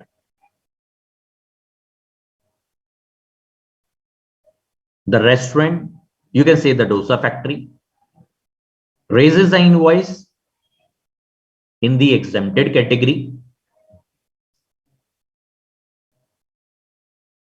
put or report in their GSTR1 as a exempted supply, or you can say table number 3.1C of the GSTR3B. In the case of the e-commerce operator, TCS would not be deducted, but the e-commerce operator will raise the invoices, charge the GST as a B2B or a B2C in their table number 8A or 3.1A of the GSTR3B. I hope it's clear now. But where the, you can say, the cake owner will charge the GST as applicable tax rate, for example, 18% on their tax invoices, raises the bill, charge the GST, collect from me, pay the GST, and show in their GSTR1 as a supplier supplying goods or services through the e-commerce operator and put in their table number 3.1A of the GSTR3B. In this case, 1% TCS would be deducted, but not in the case of the restaurant services. This is the overall scenario is created by me for the easy understanding purpose regarding this major amendment which are going to affect with effect from 1st of January 2022. Basically, small dhabas costing would be high.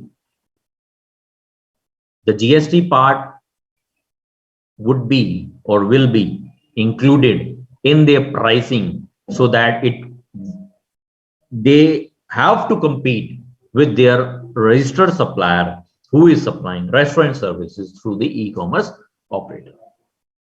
So basically, unregistered and registered both are covered under this category. Second, oh my God, please save us from this section. Please save us from this amendment. Union Budget 2021 talks about that major amendment. One of these amendments is going to affect with effect from 1st of January 2022. For example, till 31st of December 2022, in GSTR 3B, which is the return under section 39, and 3B is replaced by the 3. Earlier 3, GSTR 3 would be the return. Now GSTR 3B is the returns. Whenever any taxes due which are still not payable is the self-assessment tax under section 75 subsection 12. right? Any other tax not payable, it means any other, you can say the 1 lakh of liability is not to be reported in GSTR 3B, and it must be reported at the time of the filing, but not reported. Then this is the self-assessment tax, which is to be recovered as per section 75. Now the section 75 bracket 12 major amendment is going to be take place. That says, or starts with, what it starts with, the notwithstanding anything contained in section 73 or 74. Oh my God. Notwithstanding starts with the non-obstante clause. Section 73 or 74. Section 73 talks about the show cause notice in the case of a non-fraud cases. Section 74 talks about the show cause notice in the case of a fraudulent cases, fraud, willful, misstatement, etc. Notwithstanding anything contained in section 73 or 74, where any amount of the self-assessed tax in the return furnished under section 39 remains unpaid, either wholly or partly, or any amount of interest payable on such taxes unpaid, the same shall be recovered under the provision of section 79. And what is section 79 talks about?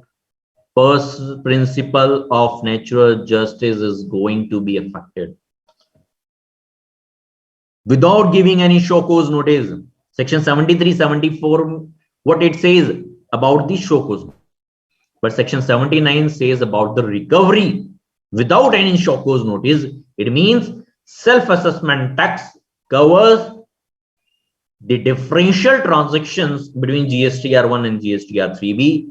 Under section 39, the tax payable, what does it mean? For example, there is a liability of 1 lakh of rupees reported or to be reported in GSTR 1 and GSTR 3B for the month of the December 2021. But in GSTR 1, through any of the circumstances, 1 lakh to be put it as the 10 lakh of rupees. Oh my God. At the time of submission, it clicks that, oh my God, 1 lakh is the tax liability, but 10 lakh is reported. Okay, no issue. Will cover or will adjust it in next tax period. But in GSTR 3B, we have to pay only as per the invoices, the 1 lakh of rupees of the tax liability along with whatever will be the interest or the late fee. Now, section 75(12) hits now. What it says, where any amount of self-assessed tax in accordance with the return furnished under section 39 remains unpaid, either wholly or partly, or any amount of interest payable, the same shall be recovered under the provision of section 79. Explanation that says, what explanation says? That self-assessment tax shall include the tax payable in respect of details of outward supply furnished under section 37, but not included in the return furnished under section 39. So my case is, the present case, 10 lakh case, is going to be hit by section 75(12), and that says, if there is a differential transaction, difference of the amount between GSTR 1 and GSTR 3B, then the same shall be recovered under the provision of section 79. Recovery proceeding has to be initiated without giving any show cause notice. Bank attachment to be done without any circumstances. So this is a big blunder, practically not possible for me and for you and for any of the corporates or the body organization to track or to figure out. We are humans. Error must be done. We are not robots. If invoicing has been done, then e-way bill has been done, then invoicing data get populated in GSTR1, then GSTR1 is to be filed, then we can hopefully tell, or you can say respectfully accepted these circumstances, then this is the automation system. But now still the invoicing is not being proper. And it is to be applicable only in case of a turnover exceeds 50 crores of rupees. What about the turnover below 50 crores of rupees? No automation, only human intervention. And what about that supplier who has not filed their IFF and pay their taxes? So this section has to be further checked, that practically it's impossible task for each and every taxpayer to check or mark the differential between the GSTR1 and GSTR3B. And what about those where up to December 2021 there are many differences are there, still there, which are going to be adjusted in next tax period in January, in February, in March, then obviously there is a differential of the amount of these two statements, section 37 and section 39. So the self-assessment tax is to be determined on the basis of the liability declared in section 39. With this amendment, no show cause notice, no principle of natural justice, no information is to be gathered from you, and directly recovery proceeding has been initiated under section 79, and similarly bank attachment to be initiated. Big blunder. So again, these are some of the statistics for you. On that basis, these provisions are going to be implemented with effect from 1st of January 2022. See the GST evasion detected, right? 40,000 crores in 1920 to 49,000 crores, right? And now the 7421 crores. These are some of the GST evasion cases in number that the written reply in the Rajya Sabha, some of the clips. To track the fly night operators, to track the manipulators who are indulged in the evasion of the GST, blocking concept has to be introduced or already being introduced. Blocking of ITC, blocking of e-way bills. Secondly, Aadhaar authentication in the GST registration itself. Now the Aadhaar authentication is also under the refund application and the revocation. Similarly, e-invoicing, the game changer. On that basis, the fraudulent information or the fraudulent techniques are to be detected, so that, and these provisions are implemented only on that basis only, that some of the cases in which the GSTR1 is filed, the credit shifted or reflected in the GSTR2A or 2B of the recipient. Auditor is happy, client is happy, then credit is reflected in my 2A or 2B, and I have paid the taxes. But these are section 75. These are the mistakes.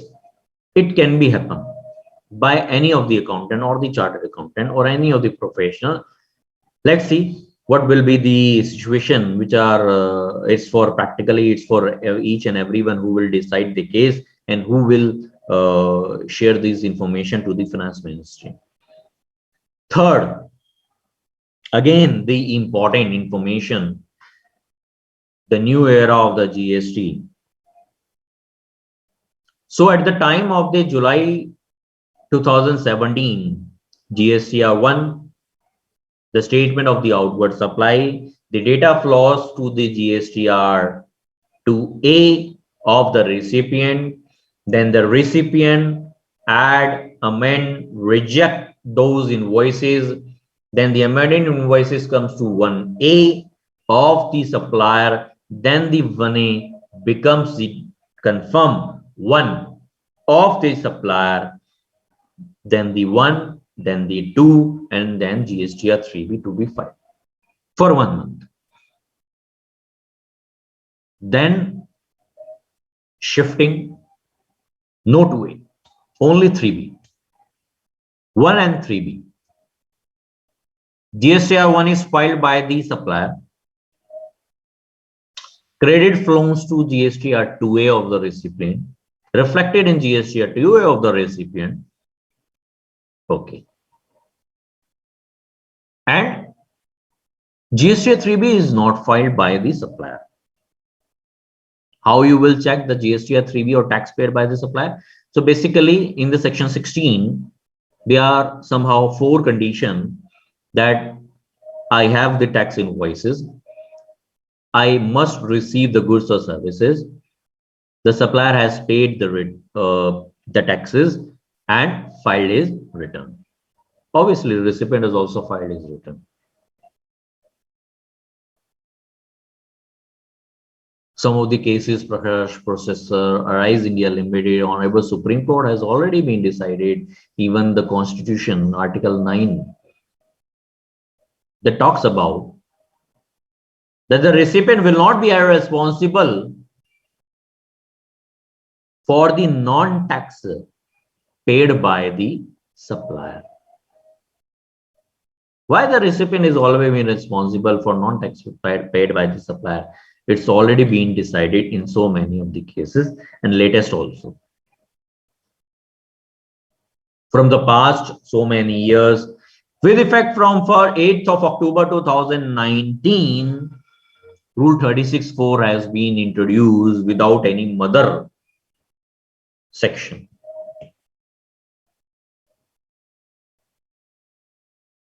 (2A plus 20%). Then 1st of January 20, 2A plus 10%. Then 2B comes the brother of 2A, right? 2A plus 5% with effect from 1st of January 2021. So basically the shifting is there, that 2A plus 20%, 2A plus 10%, 2A plus 5%, gone 2A. Only the 2A. 2A plus 20%, 2A plus 10%, 2A plus 5%. Forget about the 2A plus. Now, section 16, subsection, AA clause talks about the details of the invoice or the debit note referred to in clause A, the tax invoices, has been furnished by the supplier in the statement of the outward supply, which is GSTR 1. And such details have been communicated to the recipient of such invoice in the manner specified under section 37. It means the GSTR 1 must be filed by the supplier on the due date, for example 11th, thereby credited to the 2A of the recipient, then only the credit should be satisfied as per our scenario. Otherwise, credit would be denied to you. It means if the credit is being reflected in 2A of the recipient, then credit would be available. If no credit is come on the date of the 12th of particular day, then the 2A will not be, credit denied to you. What will happen if the GSTR1 is not filed by the supplier on a particular due date, say 11th of the January itself for the month of December? Credit is being denied to me as per this AA clause. So the regular follow-ups with your supplier, timely and proper reporting is also necessary in the GSTR1, so that the proper ITC is going to be reflected in GSTR2A of the recipient with effect from 1st of January 2021. So it means the X has taken their registration, Y purchase the goods, pay the taxes, but the X not filed their return. Even taxes not paid by the supplier, catch the recipient.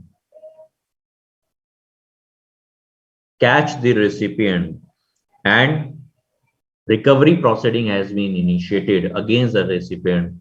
No recovery from the X because X has gone.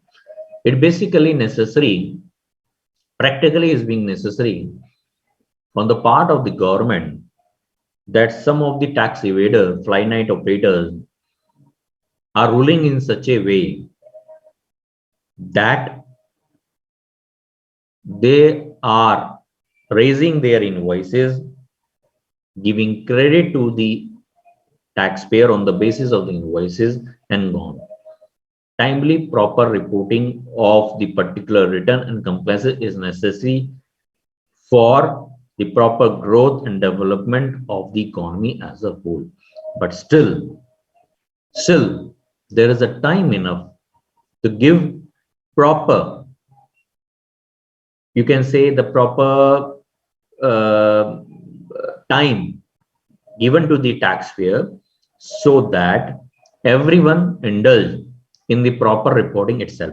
And what will be the situation where there is a quarterly return is to be filed by the taxpayer? The supplier says, IFF, forget about IFF. I'm not filing IFF. It is not mandatory IFF.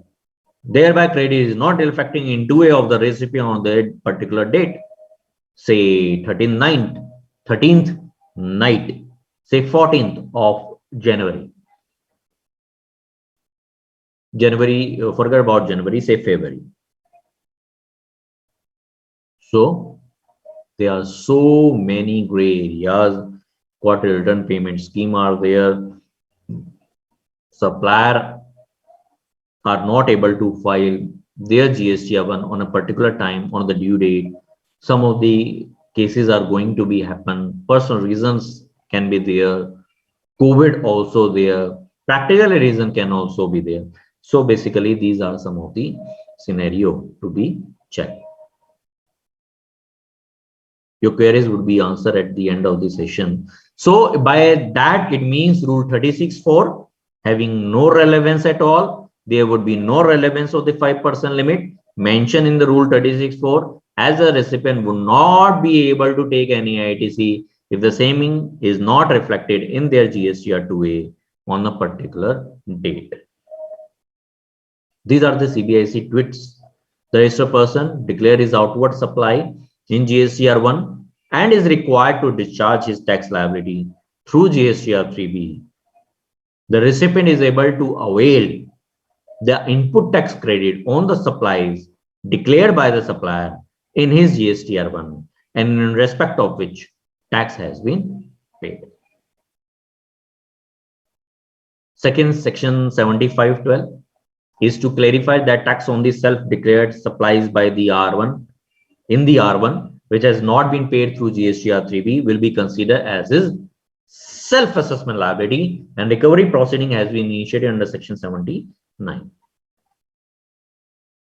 The same thing, and the said amendment is clarificatory in nature, and suitable guideline will be issued to field formation for implementing in the reasonable manner. So basically, these are three important era which are going to be implemented with effect from 1st of January 2022. Blocking. Another important point is the blocking of GSTR1 for non-filing of GSTR3B. Notification 35/2021, amended Rule 59, and that says what will be the current scenario. What is now the current scenario? Whenever any GSTR1 return facility, if the supplier has not submitted for the preceding 2 months, then the GSTR3B, if the GSTR3B for the preceding 2 months is not filed, then the GSTR1 of the coming tax period is not able to file by the taxpayer. This 2 months period reduced to 1 month. So it means the registered person shall not be allowed to furnish the GSTR1 if he has not furnished the return in GSTR3B for the preceding month. So it means the GSTR1 will be blocked itself. Similarly, e-waybill is the facility. E-waybill is also going to be blocked if a taxpayer has not filed GSTR3B for the preceding month. Next, mandatory Aadhaar authentication for the GST revocation and refund application. Previously, it is mandatory under the registration itself, but with effect from 1st of January 2022, by notification 38/2021, Rule 10B of the CGST rules is going to affected, and that says filing of the revocation application, revocation against cancellation of the application, and RFD1 form, and for in the case of the IGST refund, mandatory Aadhaar authentication is necessary. Otherwise, refund or revocation would not be initiated. Right, sir? Or that particular rules also says about if the Aadhaar authentication has not been assigned to a particular person, then your driving license, your bank passbook, your voter ID card, or your passport, you can attach or upload any of these documents, but you have to confirm that within 30 days undergone the Aadhaar authentication within a period of 30 days from the allotment of the Aadhaar. You have to confirm, and this is the process. Dashboard, my profile, Aadhaar authentication status, you can check in your case. Earlier, in the case of a new registration was the process, and you will feel that in the January 2021 itself, the dashboard comes with the Aadhaar authentication. Now later some of the facilities was implemented in January 2021. This is now going to be implemented with effect from 2022 on all of the cases. Point number 6.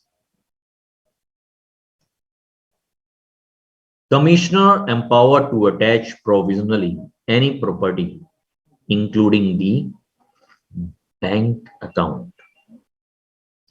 What is this? Earlier was also the case, same case. In order to protect the interest of the government revenue, it is necessary so to do.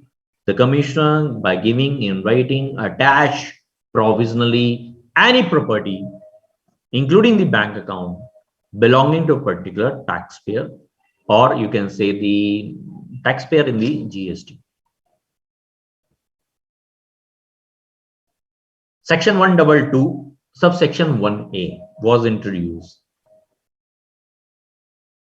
and that says about the beneficiary.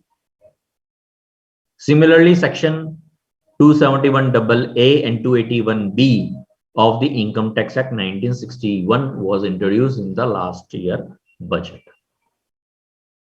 Now the beneficiaries also is going to be captured by the department. What it says, that talks about section 115 of the Finance Act, which seeks to amend section 83, and that says where after the initiation of any proceeding of these chapter, inspections, seizure, etc., the commissioner is of the opinion that, and for the purpose of protecting the interest of revenue, he may by order in writing attach provisionally any property, including the bank account, belonging to the taxable person or any person in subsection 1A of section 122 in such manner as may be prescribed. Even the beneficiary's property can be attached provisionally, including his or her bank account.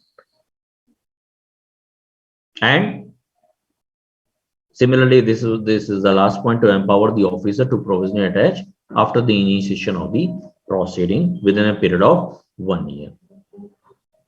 Major change, section 129, 130, interception, confiscation, release of the goods.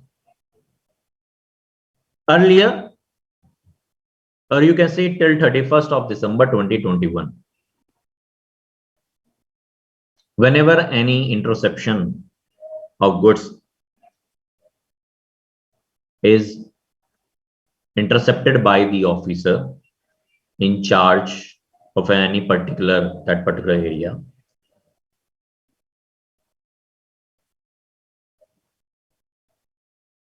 after the interception, the time has come to pay the taxes and the penalty as per the MOB 07 show cause notice. Thereby the officer, on the basis of some of the condition, release the goods as per the, by giving an order under the MOB 09. Right, sir? Basically, the condition was or is till 31st of December 2021. Today is 27th of December, 3 days. After 3 days, new provision is going to be affected. Till 31st of December 2021, you can submit the bank guarantee, the bond, furnishing of a bond, and release the goods itself. Similarly, you can pay the taxes. For example, 1,000 rupees is the taxes, and 100% penalty, 1,000 rupees penalty, 2,000, and get back the goods as per the MOB 07. You must have the MOB 09 in order to appeal against it. Now, more harsh provision to track the evaders of the taxes, and it would be necessary so that timely and effective compliances must be done. Now the section 129(1), the 100% penalty provision is amended with 200% penalty. Will now, with effect from 1st of January 2022, 200% penalty is required to be paid. 100% tax, 200% penalty is required to be paid to release the goods which are seized for violation of the e-waybill provisions. Right? The 100% shifted to the 200% penalty. 129(2) provision is omitted. What is the reason behind to omit? Is the section 67 that talks about the furnishing of a bond to release the goods. That provision is being omitted and capture itself to the subsection 1 of section 129 that talks about 200% penalty instead of 100%. So basically, in all the cases, right now, 31st of December, either you can pay the 100% of the penalty or to furnish the bond. Right? But now with effect from 1st of January 2022, 200% penalty must be paid to release the goods. And in order to file appeal, then this is also going to be affected. 25% of the amount is still to be paid to file an appeal under section against this section 129 and 130. So this is the 129(1) and 129(2). And what says about 129(3)?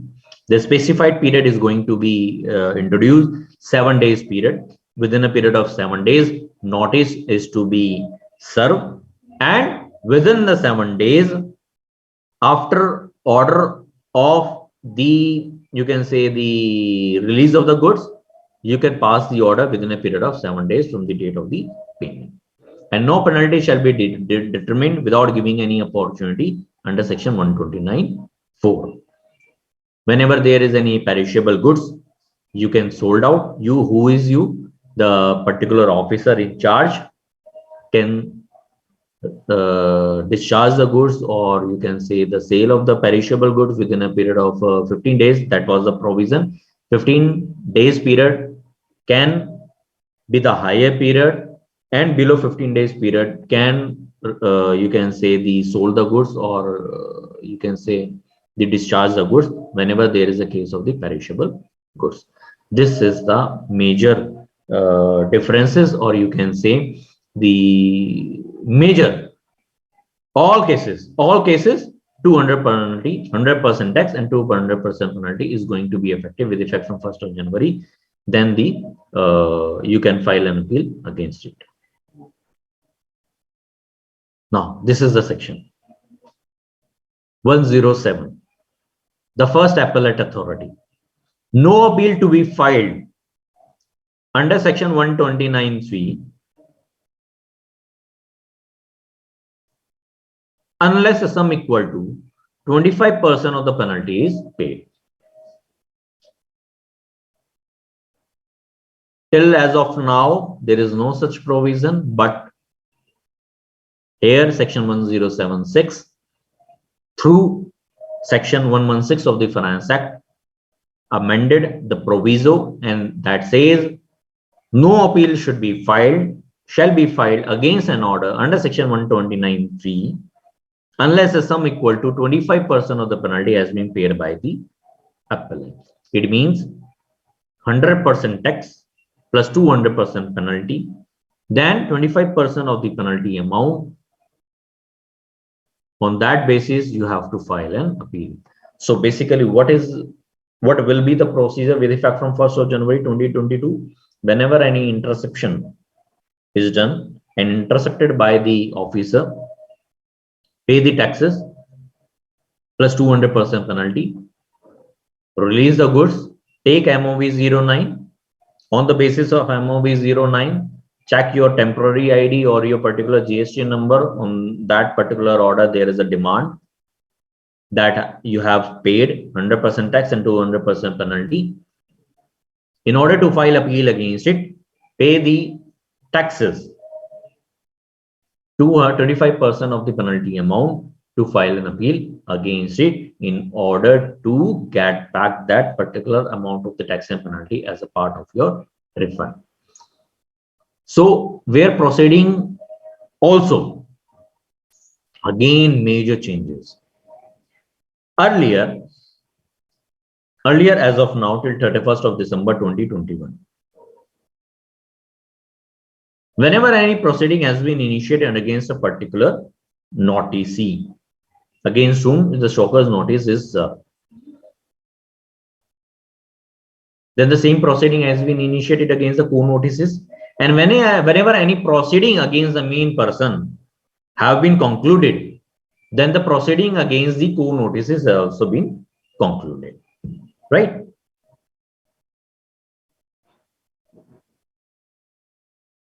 But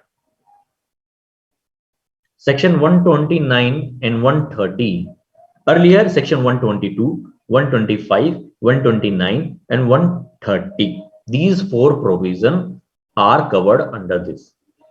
But with effect from this particular amendment, that says about in the case of a 129 and 130. In the case of a here 122 and 125 is deleted and 129 and 130 is kept out. Whenever any proceeding against main person have been concluded under section 74, proceeding against the co-notice are also be deemed to be concluded. Here explanation 1, Roman 2 changes are given. What changes are to be given? Such benefit will not be available to the co-notices for the proceeding initiated to impose penalty for violation of the e-bill. It means in the case of a section 129 and 130, whenever any notice of proceeding has been initiated against the first noticee, then the proceeding, if the proceeding has been concluded against the main noticee, then the proceeding will not be available. Concluded proceeding will not be available to the co-notices. A separate proceeding to be initiated against the co-notices, and this is the major change. One of the major change under this is the 129 and 130 is delink in order to file an appeal or in order to conclude the proceedings. Point number 9. I have not shared here many of the changes. You have to check particular notification 14/2021 CTR, where there are changes in the GST rate on the textile and the footwear. So it means basically the government can also do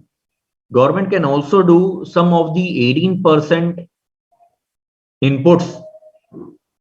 For example, man-made yarns, chemicals are used for the fabrics. Some of the 18% and 12% can reduce to 5% and keep the rate of the textile, fabric and the garments to the 5%. Basically, the industry suffers with some of the costing, pricing and the unemployment. The industry is still an unorganized sector.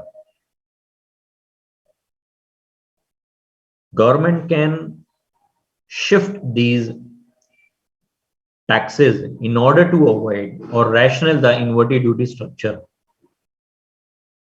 But this notification is already being passed and there is a changes, major changes.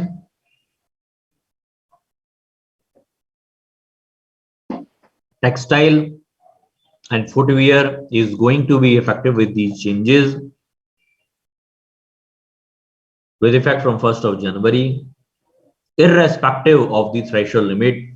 1000 is the limit as of now.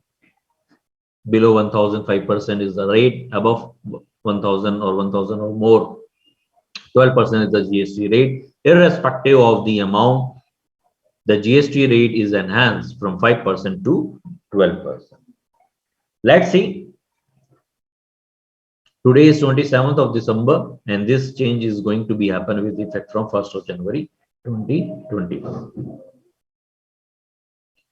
Similarly, some of the job work services with respect to dyeing and printing of the textile and textile product raises to 12% to, it means 12% to the registered person and 18% to the unregistered person. Notification 15/2021 CTR. Another change in the works contract. Basically, WCT services, whenever any WCT services provided to the government authority or any government entity, the rate would be the 5% or the 12%. But specified contracts specified contract, that specified contract provided to the government authority or the government entity, these parameters are excluded from a particular clause, say entry number 3, Roman 12, in the notification 11/2017 CTR, and that is going to be affected. If this clause under this entry is excluded, then the rate of the specified works contract will be taxable at a normal rate, say 18%. So basically the ongoing project,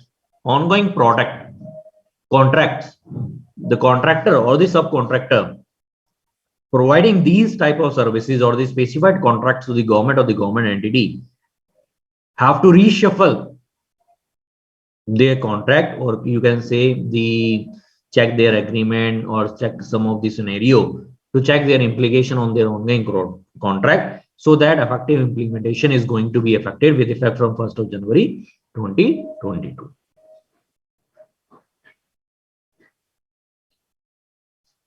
So basically, but not the least and the last, in the budget, Union Budget 2021, government has done major change in the definition of the supply. AA clause under section 7(1) was introduced. Similarly,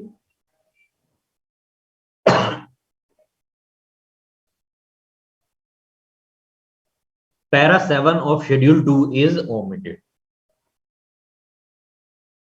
and said about that this is going to be implemented whenever we will notify, and these provisions are in the retrospectively in nature. Section 16 subsection 2 AA clause will be implemented or introduced prospectively. So the major litigation against the Rule 36(4), you can say, is, or you can say will be ended nearby. But Honorable Supreme Court, the highest body in the country, judicial body, decided in favor of the taxpayer that any activities or the transaction between the association along with its member or inter-se for a cash or for any other payment, basically these Honorable Supreme Court decided under the earlier law, under the service tax, in the case of the Calcutta Sports Club, State of West Bengal versus Calcutta Club. Honorable Supreme Court has already been decided that whenever any supply of the goods or services by any association of the club between or inter-se is out of the tax net, no service tax to be charged. And basically, on the reversal of this judgment, Union Budget 2021 has omitted the para number 7 of the schedule 2 that talks about the supply of the goods by the unincorporated or incorporated association to its member. This is omitted, and the chargeability section, the section 7(1), AA clause has been inserted, and the scope of the supply is being widened enough by including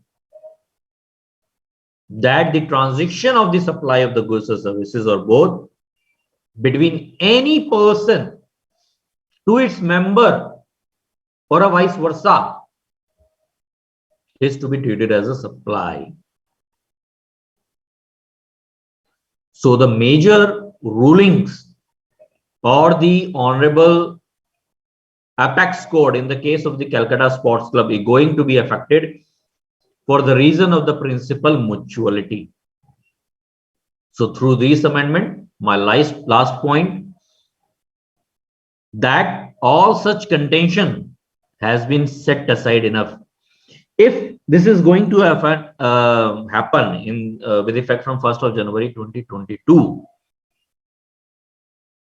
it means the trust or the worthiness of the taxpayer on the judicial body is going to be affected. Similarly, we have seen in the Vodafone case, the Vodafone, when this particular case of the TDS to be deductible by the HSC and SR, in the case of a payment to the Vodafone, completely gone out of the preview of the TDS provision, but the government has initiated these kind of the law retrospectively so that it should become within the tax bracket, or you can say the litigation matter will be done, but the Vodafone wins. But here, both the amendment is going to be take place under section 7, the supply, the chargeability, affect this particular rule. Similarly, schedule 2 that talks about the supply of the goods that is going to be deleted. And now, whenever any transaction between the clubs or association to its member or inter se for the reason of the principle of mutuality is now going to be affected, and GST is to be chargeable on these transactions. So this is my disclaimer. This is information only for the education purpose only, and this article will be shared by the CPE committee. In case of any information, you can contact. And over to Abhishek ji. Any query? I hope so. More and more query is there. These are going to be. Yes, sir. Over to you. Thanks a lot, Praveenji, for wonderful deliberation. Even very patiently, you have covered all the things. Even in the new year, what type of challenges we all have in our professional era. Even as far as businessmen is concerned, they should face a very big challenge. Yes. As far as while complying all these, I believe, zigzag provision, even the expert like you can handle and deliver the crux of read between the lines. So thank you, Praveenji. Now I'm going to ask some queries that I have received. Praveenji, first question, that is, Yes. sir, in section 79 to be effective retrospectively from GST implementation date? No, sir. No. It's prospectively. It is prospectively. Right. Now, second question, sir, is recovery proceeding for section 7512 to be retrospectively applicable from the GST implementation date? No, sir. See, if this retrospectively is to be done, then what's the purpose of GST? GST today is, we have seen now, is a perfectly way driven by the portal itself, and also only the legality point are right now, which are going to be streamlined. But somehow to track the fly night operator and the manipulator, these provisions are still to be implemented on a phase, you can say 1 year or 2 years, so that easily and effective implementation of the GST as per the purpose of the government would be done. Okay, Praveen ji. Now, next question is section 16 is notified? If not, then can we take ITC as per section 16? Section 16, subsection 2, AA clause is notified, and the notified with effect from 1st of January 2022. And from this date, you can say, if the credit will not reflect in my 2A, then this right is being denied to me. But hopefully, I don't know if further litigation, how this is going to be happen, because this is my constitutional right. Whenever I have paid any taxes to the buyer, sorry, to the supplier, and if the supplier fails to produce or fails to pay or fails to file his GSTR1, it's not my default. Again, many cases at present to be undertaken. Similarly, in the case of the Arise India Limited, Honorable Supreme Court decided, and many more cases to be come, and you will feel appreciated that this provision, you can say, will be implemented, or you can say will be implemented after so many time period, or say you can say 1 year or 2 years, so that e-invoicing or the e-way bill facility would be under the streamlined situation. Okay. Now, last question that we have, what are the specified contracts under works contract? What are the specified contracts under the works contract? Right.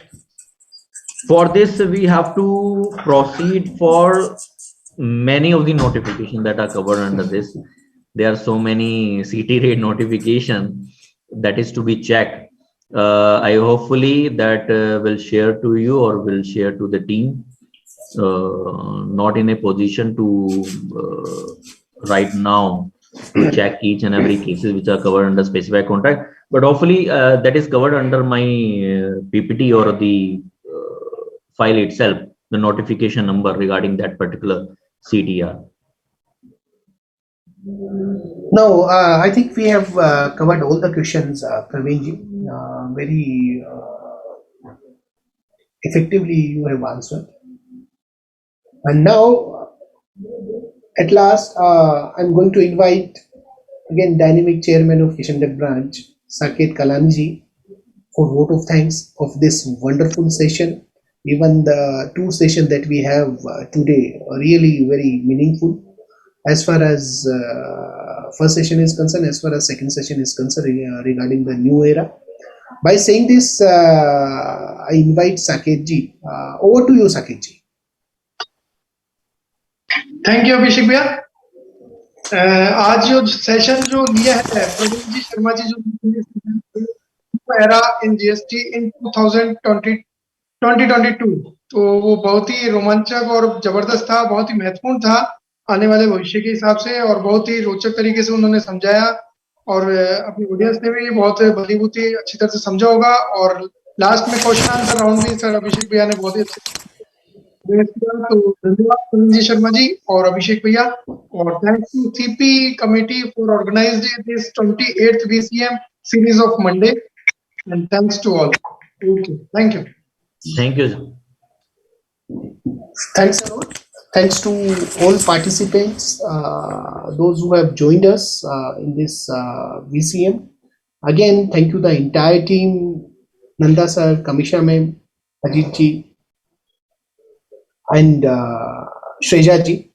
Thank you once again. Thanks sir. Thank you.